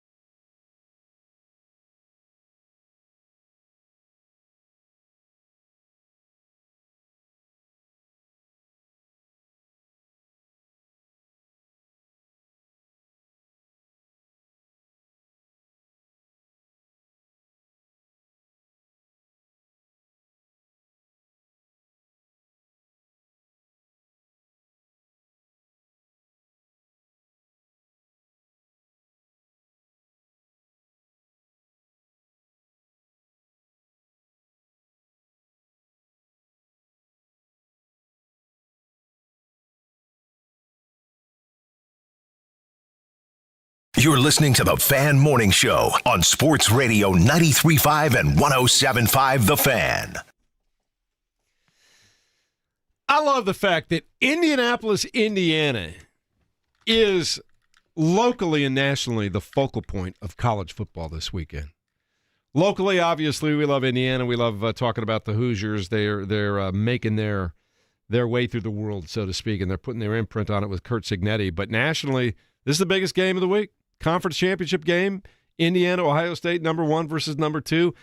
Downtown Indianapolis, Lucas Oil Stadium, and specifically the Hoosiers, right in the middle of being the game of the week nationally when games are starting to matter, James. That's amazing here. I love that. Yeah, it should be a great atmosphere. Like I said earlier this week, I'm kind of bummed that I'll be on the road for the Jacksonville game come Saturday traveling, but I'm looking forward to hopefully everyone else having a great time. I think I read somewhere where Indiana has the largest amount of alumni in the country, like 800,000 alumni, and that might be part of the reason these tickets are so hard to get. You got a lot of people been waiting a long, long time for anything to cheer about with college football, and here it is in their own backyard. Yeah, I know I've kind of been on an island. I expect it to be 70-30 Indiana fans, if not more. I get that Ohio State is Ohio State, and obviously their alumni base is big as well, but it just this game means more to Indiana fans, frankly. For Ohio State fans, it's I guess it matters, but their big game was last week, and they just won a national championship. For Indiana, this would be the greatest win in program history, I guess. And they could have bigger wins, obviously, coming up the next month and a half. So, yeah, ticket prices are insane. North of $700 if you haven't seen it. That's the cheapest ticket right now to get into the building. And what a day. What a day downtown. Downtown businesses got to be foaming at the mouth to entertain in between, 4 and 8 o'clock in between those two games over at Gainbridge Fieldhouse, and then obviously Big Ten action at 8 o'clock. I'm starting to lean your way because when I was reading that about, it says 805,000 is one of the largest alumni bases in the world in more than 165 countries, but nearly 417,000 IU alumni reside in Indiana alone, making it the largest alumni community in the nation. So that's why your tickets are getting harder and harder to get. You're competing with about 400,000 other people who've been waiting forever. Anything you guys think back to last year's game and think matters for Saturday night? I think Indiana's better than they were a year ago. I think that matters a lot. Yeah, definitely. I don't know, Kevin. I do wonder, like, when it comes to Ohio State, they're known for having, like, the dudes. And when it comes to Indiana, you've had dudes make some plays this year. I cannot deny that. But are they on that level? Can you get to that level? Can you hang with those guys? Because I remember having a conversation with a couple of IU students that came to the past Colts game. They were Mike Wells students. Shout out to Mike Wells. And I was asking them, I said, hey, okay, you guys go to this school. You guys cover this team. You know the atmosphere. How realistic is it for them to win? And, they're giving me their takes and, different opinions. And one of the kids tells me, hey, or I should say young man, he tells me, you don't think that so-and-so can hang with Jeremiah Smith? And I was like, no. Jeremiah Smith is the best player in the country. So I'm like, is this safety or cornerback you're talking about going to have some extra help, some extra shade over there? I don't want to see anybody matched up one-on-one on Carnell Tate or Jeremiah Smith. But I do think this is a chance to kind of show not only this year's team, improve from this year's team that you have some dudes, but hopefully recruit some of those kids as well. Yeah, I mean, when I think back to last year's game, I thought Indiana more than held their own through the first 20, maybe even 25 minutes of that game. And again, that was at Ohio State. Yeah. And then everything kind of unraveled as they have the muff or the drop punt snap, and then Caleb Downs returns the punt for a touchdown. That's a dude play that he made. Right. Early third quarter. And then from then on, you just kind of had let go of the rope, I guess. And I think a similar thing maybe up at Notre Dame when Jeremiah Love has that run. That kind of, Indiana had settled in that game really nice. Curtis Rourke had just thrown a pick prior to that. So, that's something I'm curious about in this year's run. Last year, and Curt Cignetti's been brutally honest about this. Last year, Curt Cignetti's the moments were too big for us at Ohio State, at Notre Dame. B, we just got outplayed thoroughly. Now, the moments, Indiana's on a neutral field the rest of the year. It's a neutral field Saturday night. It'll be a neutral field for 3 games coming up in the playoff. And again, I think they will have an advantage crowd-wise, and I think they'll travel like none other in the playoffs. So that's true. I think is a little different now for them. And still, you obviously have to prove yourself on the field, and an environment can't just carry you there. But it'll be different than obviously playing at Ohio State or at Notre Dame. Yeah, and James, when I was saying they're just better this year, they got a couple of more dudes, and they've been in these situations now, particularly with the comeback win at Iowa, with the way that they got it together in the second half at Oregon, which is not an easy place to play and win. So the fact that they've got more experience, a couple of more guys, and that feeling of doesn't matter what's going on, we're going to be able to win this football game. That's what I think makes them a better team, much more so than last year. That's where I'm coming from there. Yeah, I would agree there. Kevin, you alluded to this. This was way back when, I want to say the Fever were, I'll say this real quick, the Fever were playing the Aces, and it's like, can you just make it close enough to put some pressure on them? Yeah, put game pressure. Ohio State's been in no game pressure this year. Exactly. Like fourth quarter their legit first game of the year was their only really close one. And Texas kind of backdoored into that and that was game. way back when. So can you put some pressure on them, and does that make them make a mistake or perhaps have some slippage? All right, we'll be talking about it for a couple of more days. Coming up Saturday night, Lucas Oil Stadium. Coming up next, we'll check in on the Indiana Pacers. Also, Mark's got some questions, and we've got betting advice for you with Jason Hammer a little bit later on in the show. Lots to do. Stick around.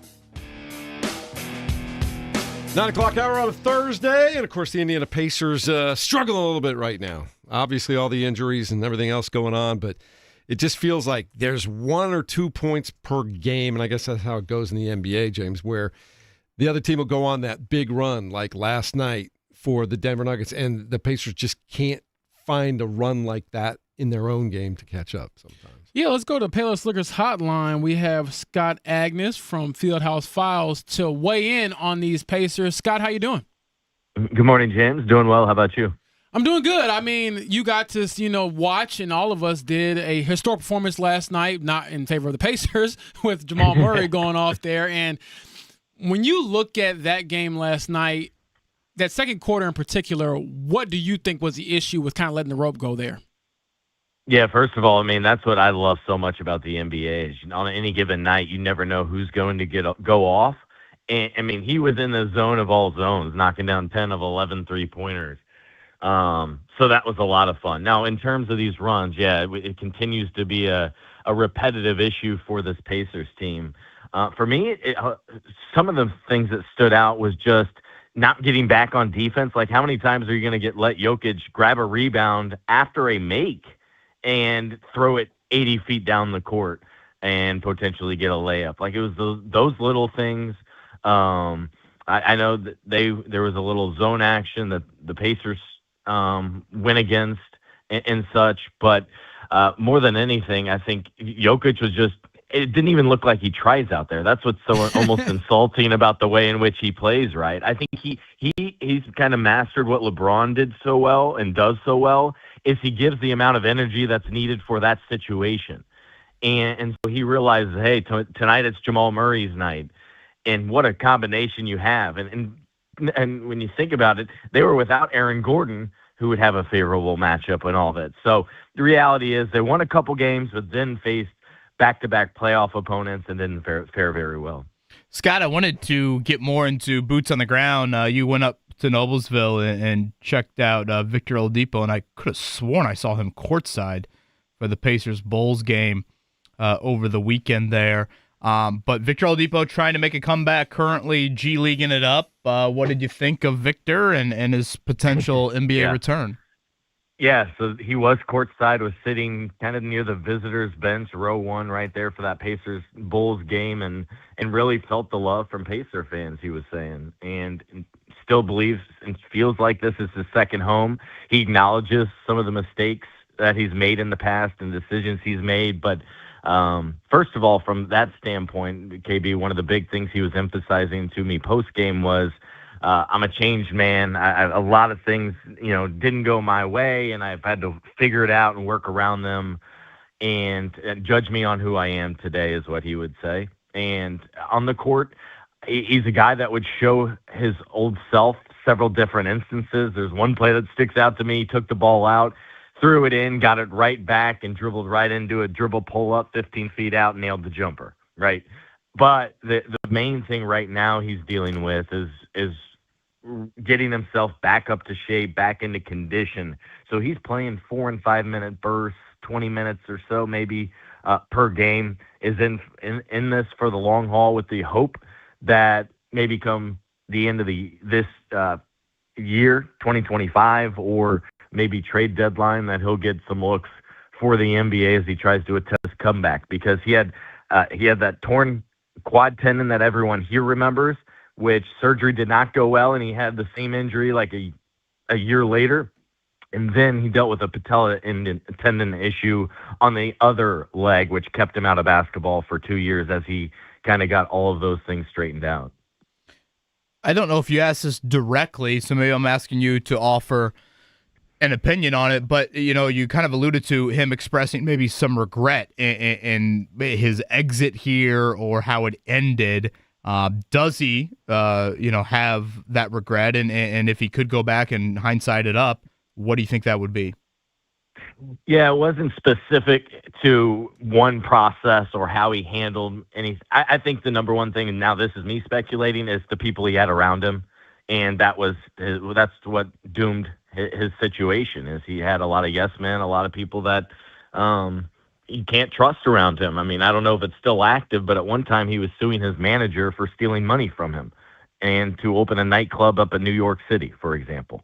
And so I think he got a little too, his ego got a little bit too big, and then he started listening to the wrong people, and that didn't go over well. But he did not specifically get into this and that and, moving on from here and those sorts of things. But, I'll have a lot more in a story to come. But it was a very reflective conversation, I thought, from him and where he's at today. And people may not know he's a father now, and he's, as you would know, he's talked about how much impact that has had on him over the last 3 years as well.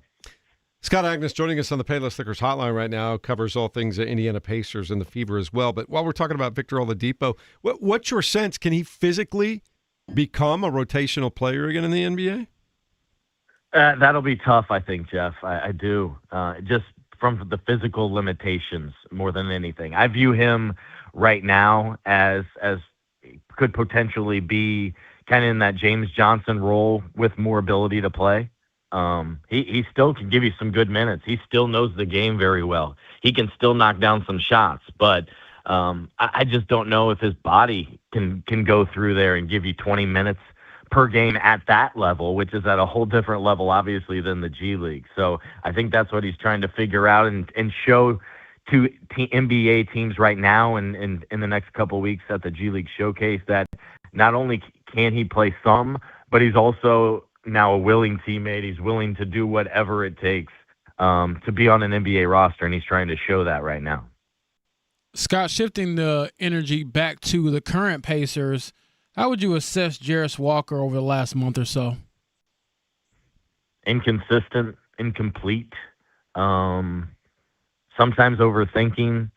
I think that's kind of the great issue that I think he deals with. Pascal Siakam talked about it after a game, I want to say a week or two ago, and it goes for the most of the roster, right? When guys are put in these new spots where so much is demanded of them, do they go outside themselves? Or do they kind of rise to the occasion? And Jarris leaves a lot on that bone that we know is there, James, but we're ready to see it elevate, right? He'll be in the starting lineup and then not. This is a group that has had a lot of inconsistencies with that lineup and with rotations. And maybe he's a guy like me and doesn't like change very often, or he doesn't adapt very well to it. But no, he's one of those players, I agree, James, that there's a lot more there. You just haven't seen it nearly enough. Scott Agnes from Fieldhouse Files, where you can find his work. Scott, will shift gears again. We'll go a little Fever WNBA. We know Caitlin Clark and Aaliyah Boston with Team USA coming up. I believe that's next week with their team camp. But also we saw news from a league standpoint. Is it an extension in the negotiating window for the new CBA? Is that what I saw? Yeah, so what the WNBA and the Players Association decided to do was extend the current collective bargaining agreement. So what was supposed to originally expire at the end of October, remember they renewed for another year? Well, now they've extended it even longer through January 9th, mostly so that I believe it's so a lot of these players can still use team facilities. That's why the players would want this, right? Like Caitlin and others are at the facility often getting workouts, using the basketball court. Well, if you're locked out, I can't imagine you're using any of that. So this allows for this dialogue to continue. It feels like it's one of those where deadlines continue to help with the negotiations. Like, where was all this discussion months ago, right? Clearly, those talks have intensified as it feels like both sides are tossing out scenarios and seeing what the other side is willing to deal with or willing to take part with, because the reality is there's just so many issues at hand here, KB, that they have to sort through, from minimum contracts to revenue sharing on down.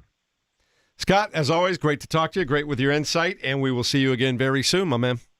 Absolutely. Thanks, guys. There he is, Scott Agnes. Check him out on Fieldhouse Files, and he keeps you very up-to-date on everything that's going on with both the Pacers and the Indiana Fever. And I'm excited to see Caitlin Clark wearing some red, white, and blue, finally. It'll be good. Yeah, so again, team camp for them. So I don't think anything on official kind of game status, but getting ready for, I believe it's a World Cup in September. That would obviously be next year.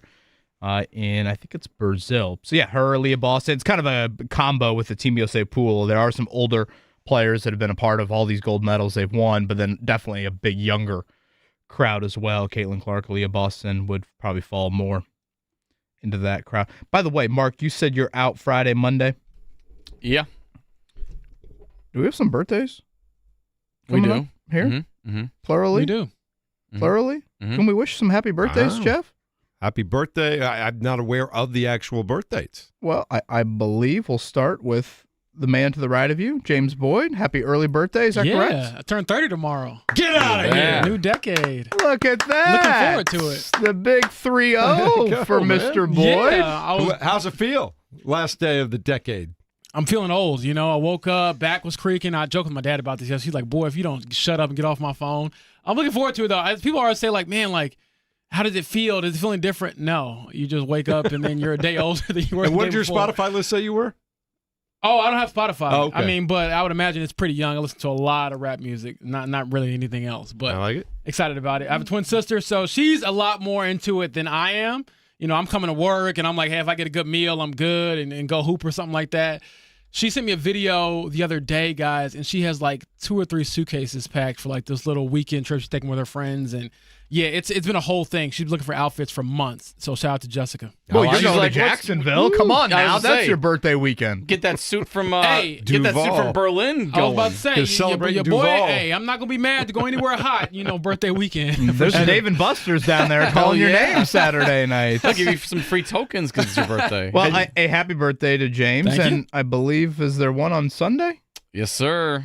The big 4-0 for yours Wow. truly. Look at that. Getting old. 3-0 and 4-0 right here. Mark Yuck. Dykton, happy birthday. Yuck. I don't like it. I don't like it at all. Well, your other options are, not living, so I know. I think you should like it more. Well, We're Mark, at Thanksgiving, and my mom cut like a piece of pumpkin pie. She's like, everybody gather. I'm like, don't do this. Nobody wants this. Don't sing this.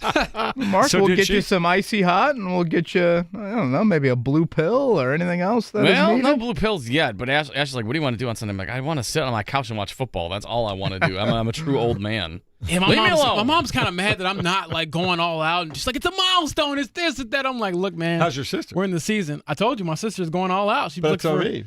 she's been looking for birthday outfits for months, and I'm not kidding. So she's got it covered for me and her.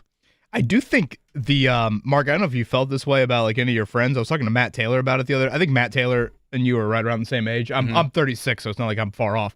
But Matt Taylor was talking to me at practice the other day. He was like, he started off with like, wait, how old are you again? He's like, dude, wait till you get right around 40. He's like, the 40 birthday is like the new 21, in that like people do stuff for it. Yeah. Because I Oh. think they're like post kids, you're post having kids. And so it's We like, better be. it's Let's like, put some truth on that. Yeah. it's like, here's our opportunity to kind of turn back the clock and do something fun. So like the 40th birthday, more so than maybe the 30th birthday, is a little bit more of like, hey, let's have a party. Let's go to a bar and watch the game. Let's get some friends together. Let's, whatever, take a little trip around here. So Yeah, we'll see what happens. But I'm already getting birthday gifts from people I don't get birthday gifts from, and I'm like, you don't need to do this. Like, well, it's 40. It's a big deal. I'm like, is it? I guess. Sure, I'll take the free gifts. I'm this not man, gonna complain. this man just wants a Bears win on Sunday. Yeah, There I will you go. happily take Simple it. man. Mm-hmm. Well, happy I like birthday, it. boys. There you Thank go. Mark, happy birthday. What's on your mind this morning? What can we do for you here at 93.5? He's got questions. How about a game? They've got answers. Hey, I'm more of a cornhole man myself. Sports, music, movies. What? High fashion. That Hansel's so hot right now. And everything in between. You ever seen a foot with 4 toes? It's time to get a glimpse into the mind of Mark Dykton. Stop it, you're scaring me. It's time for I Gotta Know. Okay, you punks, I want a good, clean fight. Let's get it on. Brady's saying that he's got some blue pills if I need any. I said I'll meet him in the parking lot after the show. All right, let's keep it real simple here. And I can't believe this is going to be one of the questions to start the show off. Will the Colts make the playoffs? Yes or no?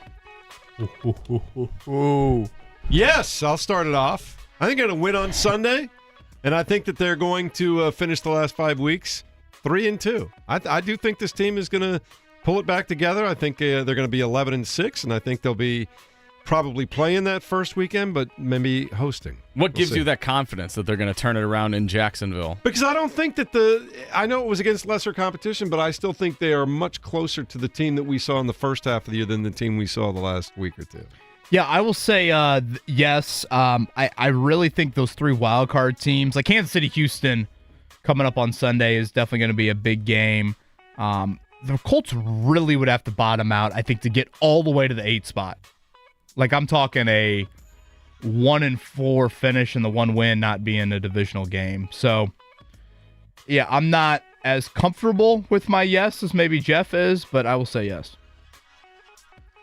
I want to be pessimistic here, but I'm going to go yes. Even with the loss on Sunday, that's what you've been saying all week. Yeah, but that's my caveat. They won't win the division. They'll get in as a wild card. That was my next question. Are they going to win the AFC South? Yeah, see, I think it's more in that wild card range. Houston, James, we talked about this in the media room yesterday. I think if you polled AFC teams right now and said, what team would you least like to face in the playoffs out of the AFC South? It would be Houston. Yeah, that defense is for real. But they're still a full game back of Jacksonville and Indy. So they got Kansas City Sunday night. They've got some heavy lifting a little bit more schedule-wise. Definitely than Jacksonville, not Indy, but definitely Jacksonville the rest of the way. So, yeah, Mark, I'll say it's a wild card. Okay, sticking with the Colts, we are in that time of year. How many Pro Bowlers will the Colts have? I know obviously the Pro Bowl game doesn't mean much, but you still get some ups in pay for making the Pro Bowl. How many Pro Bowl selections? And we're talking first. We're not talking about like reserves and all that stuff. How many actual alternate. Pro Gardner Bowlers? Minshew is the alternate. Right. How many Pro Bowlers will the Colts have? I'm setting the over/under at 3.5. I'm trying to think. Jonathan Taylor's in. Yeah, I would say that's the biggest layup of them all. I like Tyler Warren and Quentin Nelson. Yeah, I think those 3 are pretty close to locks. Daniel Jones or no? He's actually got a pretty good fan support. Yeah, he does early on. I mean, Jones might be one of those ones that gets invited, Mark, and then he doesn't play because of the fibula. I'll say those 3. Oh, boy, I probably stop at those 3. I mean, Cam Bynum, that name, he's a showman. I say that in all seriousness. I think that would help his cause. And Rigoberto Sanchez, honestly, has had a really good year. So, but I'm going to stick with 3. I'll take the over and pick one of the specialists. Sanchez or Luke Rhodes makes it a long snapper. Wait for that Blake Groupie late arrival. I'm not picking him as my specialist. I had to rub my eyes on Sunday when I saw like Michael Badgley. I think one of the field goals he made, and the Colts did # Pro Bowl vote. Yeah, they're trying. Do you think there's any defensive players besides Cam Bynum? I think Buckner with the injury hurts him, and I don't. Sauce Gardner wasn't that high on in Sauce's injury, obviously, but I didn't think Sauce was as high up on the fan vote as I thought. Zaire Franklin, to me, he doesn't. The tackle number was so high in recent years; it's not as high this year. So I'll say 3. I'll go 4. I'll say 3. Okay. Let's stick with the Colts one more time. Blake Groupie, your comfortability level on Sunday from his distance. Now, he's actually hit it from like mid-50s and beyond. So, I mean, maybe a lot of that 150 pounds is like in the hamstring or something like that. That's the only thing I can think of. Do you believe that he's going to be all fixed with his special teams coach from Notre Dame, Kevin? Yeah, I mean, distance, Mark, it's kind of an interesting way to ask it. I don't think he'll be short from 52. Mm-hmm. Accuracy and distance, right? I thought Mark just said distance. No, I'm just saying, yeah. If you're you trotting him out there for like 52-yard attempts right out the gate. I mean, with a game on the line, perhaps, Mm-hmm. but I don't know if that's something down a distance, 4th and whatever. That's going to depend on it. Again, I'm not overly comfortable with them. My bar is simply, dude, just make the extra points and don't be disastrous on the short field goals. He has had trouble, though, on some of the short field goals, just to point that out. Mm-hmm. Right. And some misses indoors. That was the basis for the question. Yeah, He's been... If I had to scale it 1 to 10, I would probably be at like a 6 as far as my confidence in him. That's a 30-year-old in you kicking in. You're getting a little more nervous all of a sudden. Maybe. Jeff? I'm not comfortable with any kicker they've been putting out since their main kicker got hurt at the beginning of the year. Spencer Schrader, I will give you my leg. I'm happy that they're going to have extra points made because it changes the entire complexion of the scoring and the game and how you approach things. but I'm not going to be any more confident if he lines up for a 48-yarder than I was when Michael Badgley was lining up for a 48-yarder. I'm thinking that same thing. All right, what are we watching before we wrap up and get into a check down? What are we watching? I will strongly recommend the new season of Stranger Things. It's broken up into 3 parts. The first 4 episodes are out. They are excellent. So if you've been holding off on getting on that, sign up for that one. Pluribus, 5 episodes in. It is fantastic. Would highly recommend that as well. What are you guys watching? I've been so busy the last 2 weeks outside of work. I still want to watch the last episode and a half of The Diplomat that I told you 2 weeks ago I was trying to watch. Get on it. Lord have mercy. I haven't had time to watch TV. This show. I'll go Pluribus as well. Stranger Things, I just started it back up. It's funny looking at all these children who are now adults in real life. And I have to start up Landman season 2. Yes. I know we got one of our listeners, Aaron, out in Minnesota, has been on me. Aaron, I will have a review for you hopefully after this weekend. Mark, I have to hate BYU this week because of Notre Dame's playoff chances, but Matty Bone continues to watch Mormon Wives. You did get sucked into that then. Tell you what, you walk in the room and you see what's on the TV, and it's hard to look away from. Yeah. If you catch my drift. Mm-hmm. Okay. Just because your wife is so beautiful, right? Just watching her watch TV is tremendous stuff for you, right? Well, that is a given. Yeah. Kevin's like, why are we watching? Why are you taking notes here? What are you doing? No, we're just watching a show. All right, let's check it down. We're getting rolling here. The Morning Checkdown on 93.5 and 107.5 The Fan. All right, speed reads. The Pacers losing last night at home at the Fieldhouse, this time 135-120 to the Denver Nuggets. What a night for Jamal Murray, James. 52 of them things. Great player. His second 50-burger of the season. Nikola Jokic had 24 points, 8 rebounds, 13 assists. Pascal Siakam once again leading the way for the Pacers with 23. They'll play again tomorrow night in Chicago, 8 p.m. tip, 7:30 airtime here at 93.5, 107.5 The Fan. The Colts and Jaguars play on Sunday afternoon at 1. Right now, the Colts are 1.5-point favorites. Kevin Bowen, how you feeling as we look at a potential rain game? Yeah, I like the Colts. But again, we'll see how the rest of the week plays out. Jacksonville's got some notable injuries on their injury list. No Josh Downs, no Kenny Moore II yesterday. Again, that was a walkthrough, a practice estimation, so those would be a couple to keep an eye on. For what it's worth, Daniel Jones was listed as full. He was limited last Wednesday, so again, the expectation is Daniel Jones should be good to go. All right, on campus, we're getting ready for Indiana and Ohio State, Big Ten Conference Championship. Saturday night, Lucas Oil Stadium, 8 p.m., number 1 versus number 2. And what now is a ticket price for the cheap seats, Mark Dykton, at that game? Well, I haven't checked in the last hour, but if it's the same as it was this morning, you're looking north of $700 just to get in the door. Are we looking at over $800 at game time? I mean, that's some T. Swift stuff right there. Big game. I don't think these are going to be – I don't think people who have these tickets, even when the game starts, are going to be able to unload them. You know, that people just aren't going to get a discount on these things at all. They're not going to be available, I don't think. So cheapest a discount? No, because sometimes you get somebody stuck with a pair of tickets. It's halfway through the first quarter. I don't think that's going to happen. There are 2 seats left in section 625, row 28, that are going for $708, including fees. Wow. So where are we at on the commas for the lower level? Like 3,000, 4,000, 5? I would venture to guess that I'd have to do a lot of scrolling, but it was mid 3,000s yesterday. Looks like around 50, 40-yard line, we're looking at 2,300 right now. They go up to 3,200 and beyond. So. Those have stayed fairly stable, I think. So, all right, college basketball last night, number 22 Indiana on the road. They lose a Big Ten Conference game, Kevin, at Minnesota. 73-64. Did not see that coming. Even after the first 10 minutes of the game, I thought Indiana's going to win this game. Yeah, it's an awful loss. Awful loss. Minnesota is, I said booty earlier. I guess doo-doo. I don't know what other analogies I could throw out there. So they had lost 3 in a row. They've already lost to 2 mid-majors. If you look at, metrics, it's a quad 3 loss right now for Indiana, which, won't be very helpful for them come March. So, yeah, really important to get the one, Louisville on Saturday or Kentucky next Saturday. You need a little bit on that resume on the right side of it. Again, there's a lot to like, I think, about Darren DeVries' first 7 or 8 games, but last night was ugly. All right, one NFL game tonight, Thursday Night Football, features the Detroit Lions, the Dallas Cowboys. We'll see if Jason Hammer likes the over on that. 54.5, Mark Dykton. How you feeling about that one? I'm feeling like I like that number a lot, and I also am very excited to see these teams get going because I feel like a loss for either one Could be the death knell for their playoff hopes. All right, coming up in a moment, Jason Hammer will tell you what he likes for those lines and what he thinks about the Colts playing on the road in Jacksonville. Can they end that 10-year losing streak? We'll find out next at 93.5 and 107.5 The Fan. We get to suck on that all week.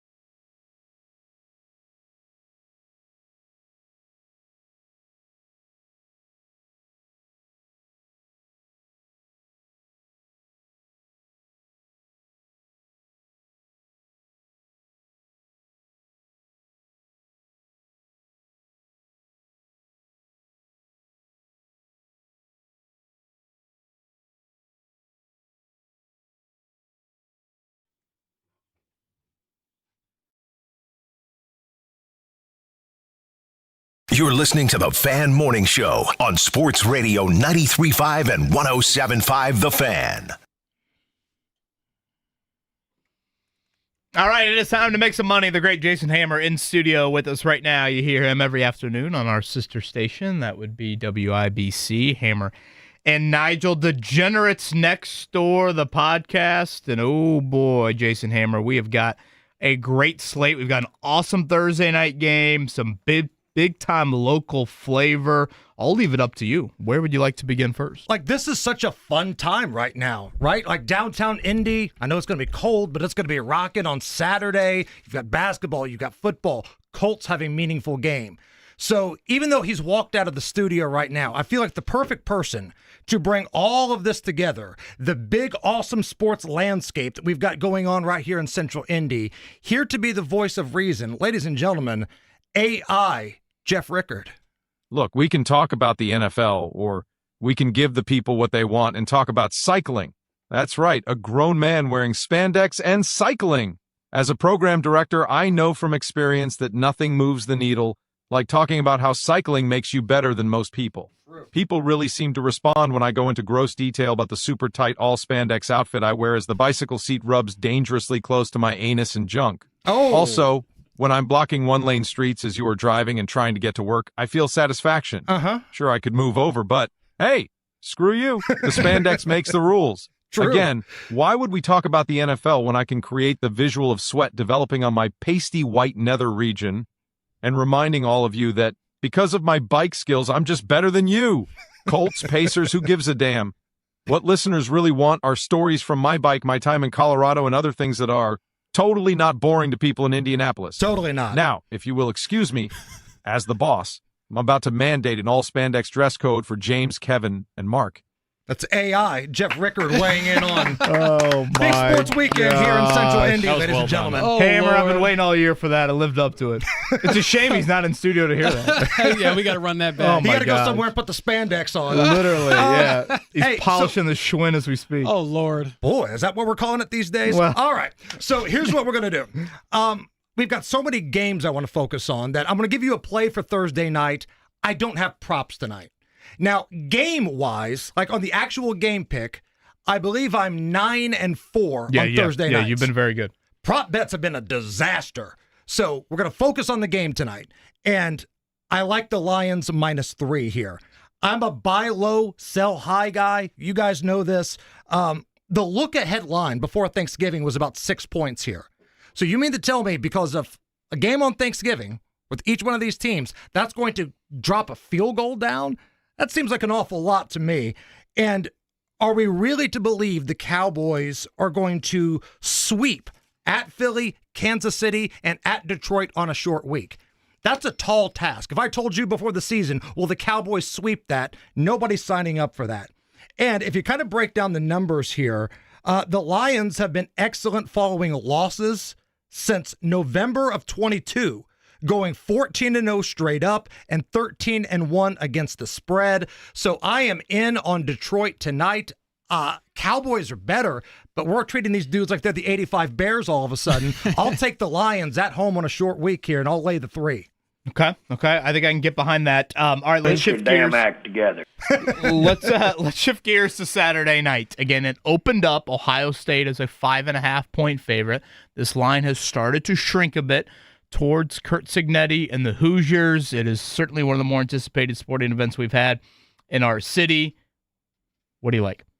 In the last 8 Big Ten championship football games, the favorite is 8-0 and 6-2 against the spread. Oh, boy. And since their last loss to Michigan over a year ago, Ohio State 14-1-1 against the spread.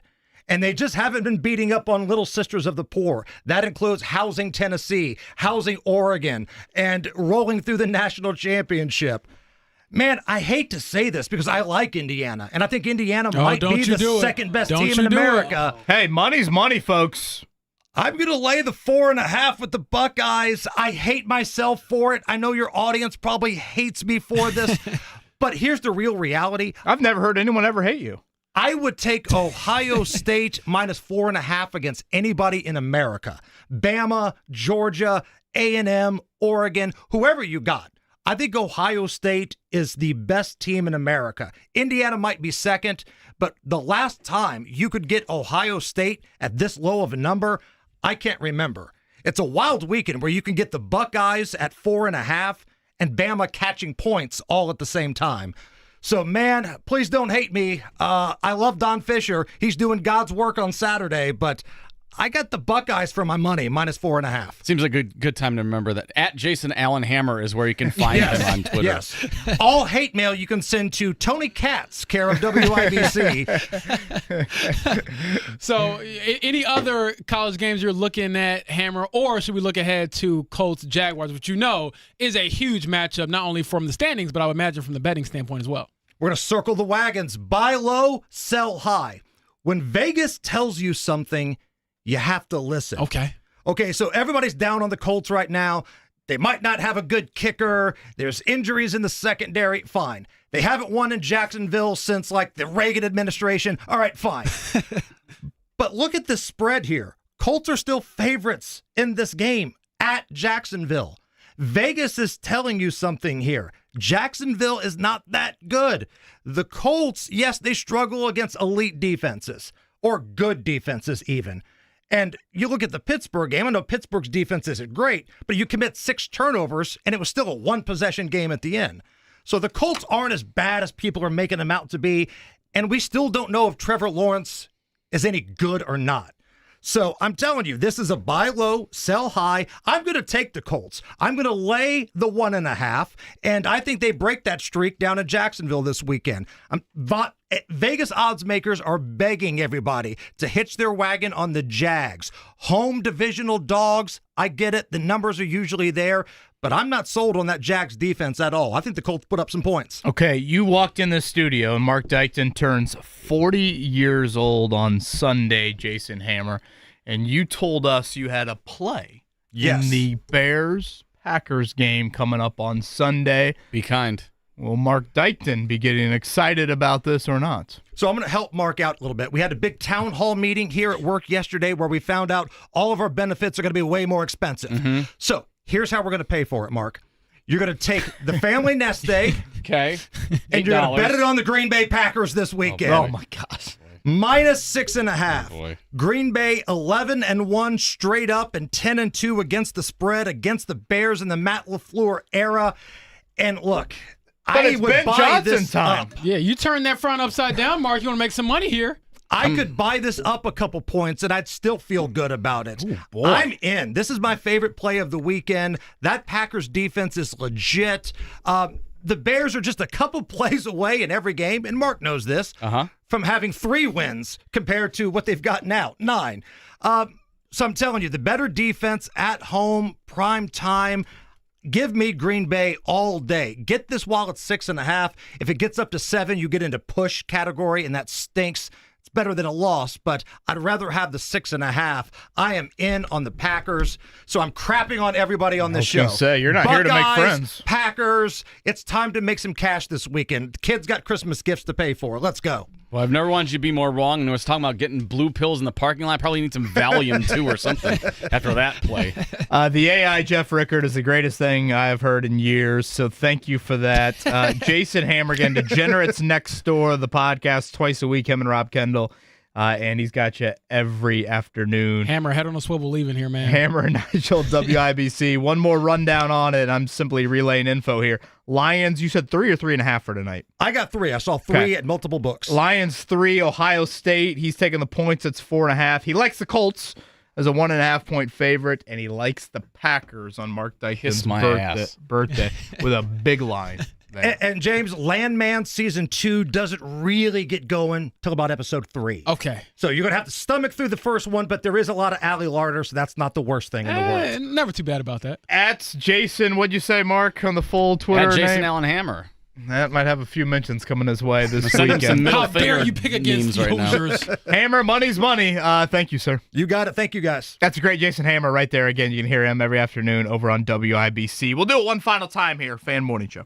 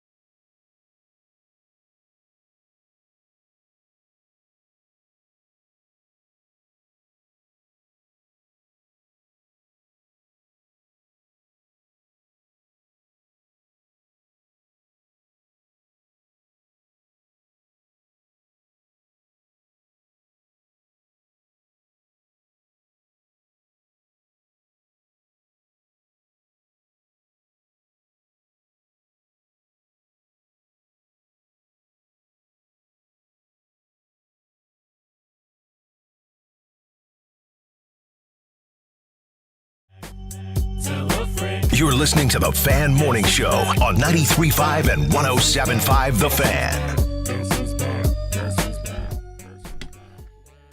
Shady was back last Thursday, right, Mark Dykton? That was awesome.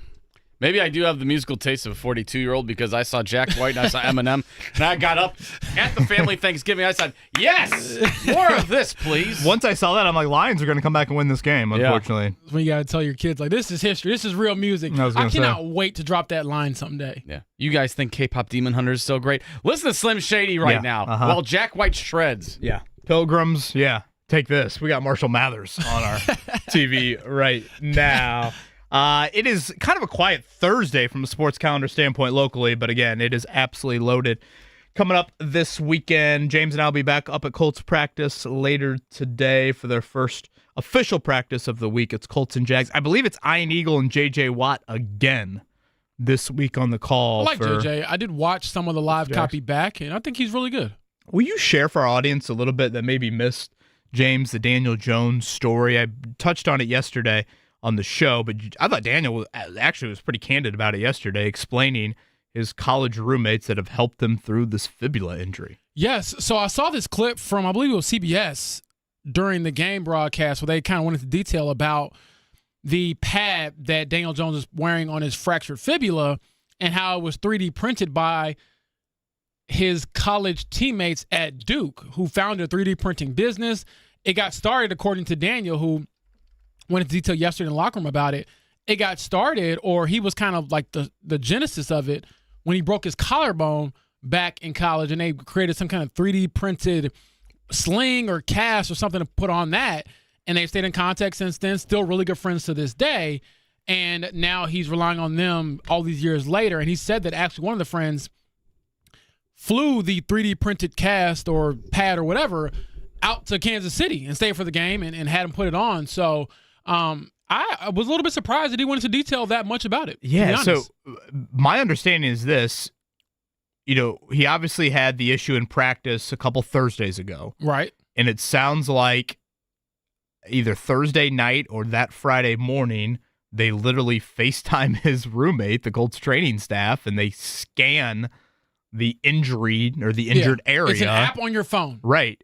And they, and I say they, his former roommates that run this company are able to then take that image, produce the printing, takes about, I think, overnight to print it. And then, like you said, James, they flew to Kansas City. Imagine, my college roommates are coming in town for the game. Oh, that's fun. You guys go anywhere for dinner Saturday night? Oh, no, they're dropping off a medical device to help me play in the game on Sunday. Yeah. And the company is called Protected. The last two letters are 3D instead of ED. Thought that was a nice little spin on the company name. But very good marketing.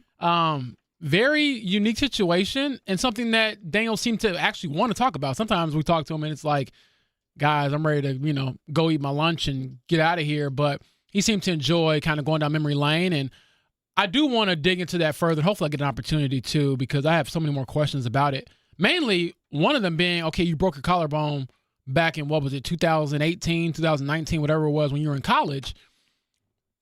Dude, you're trusting them with a lot at that point in your career because you're trying to get to the NFL.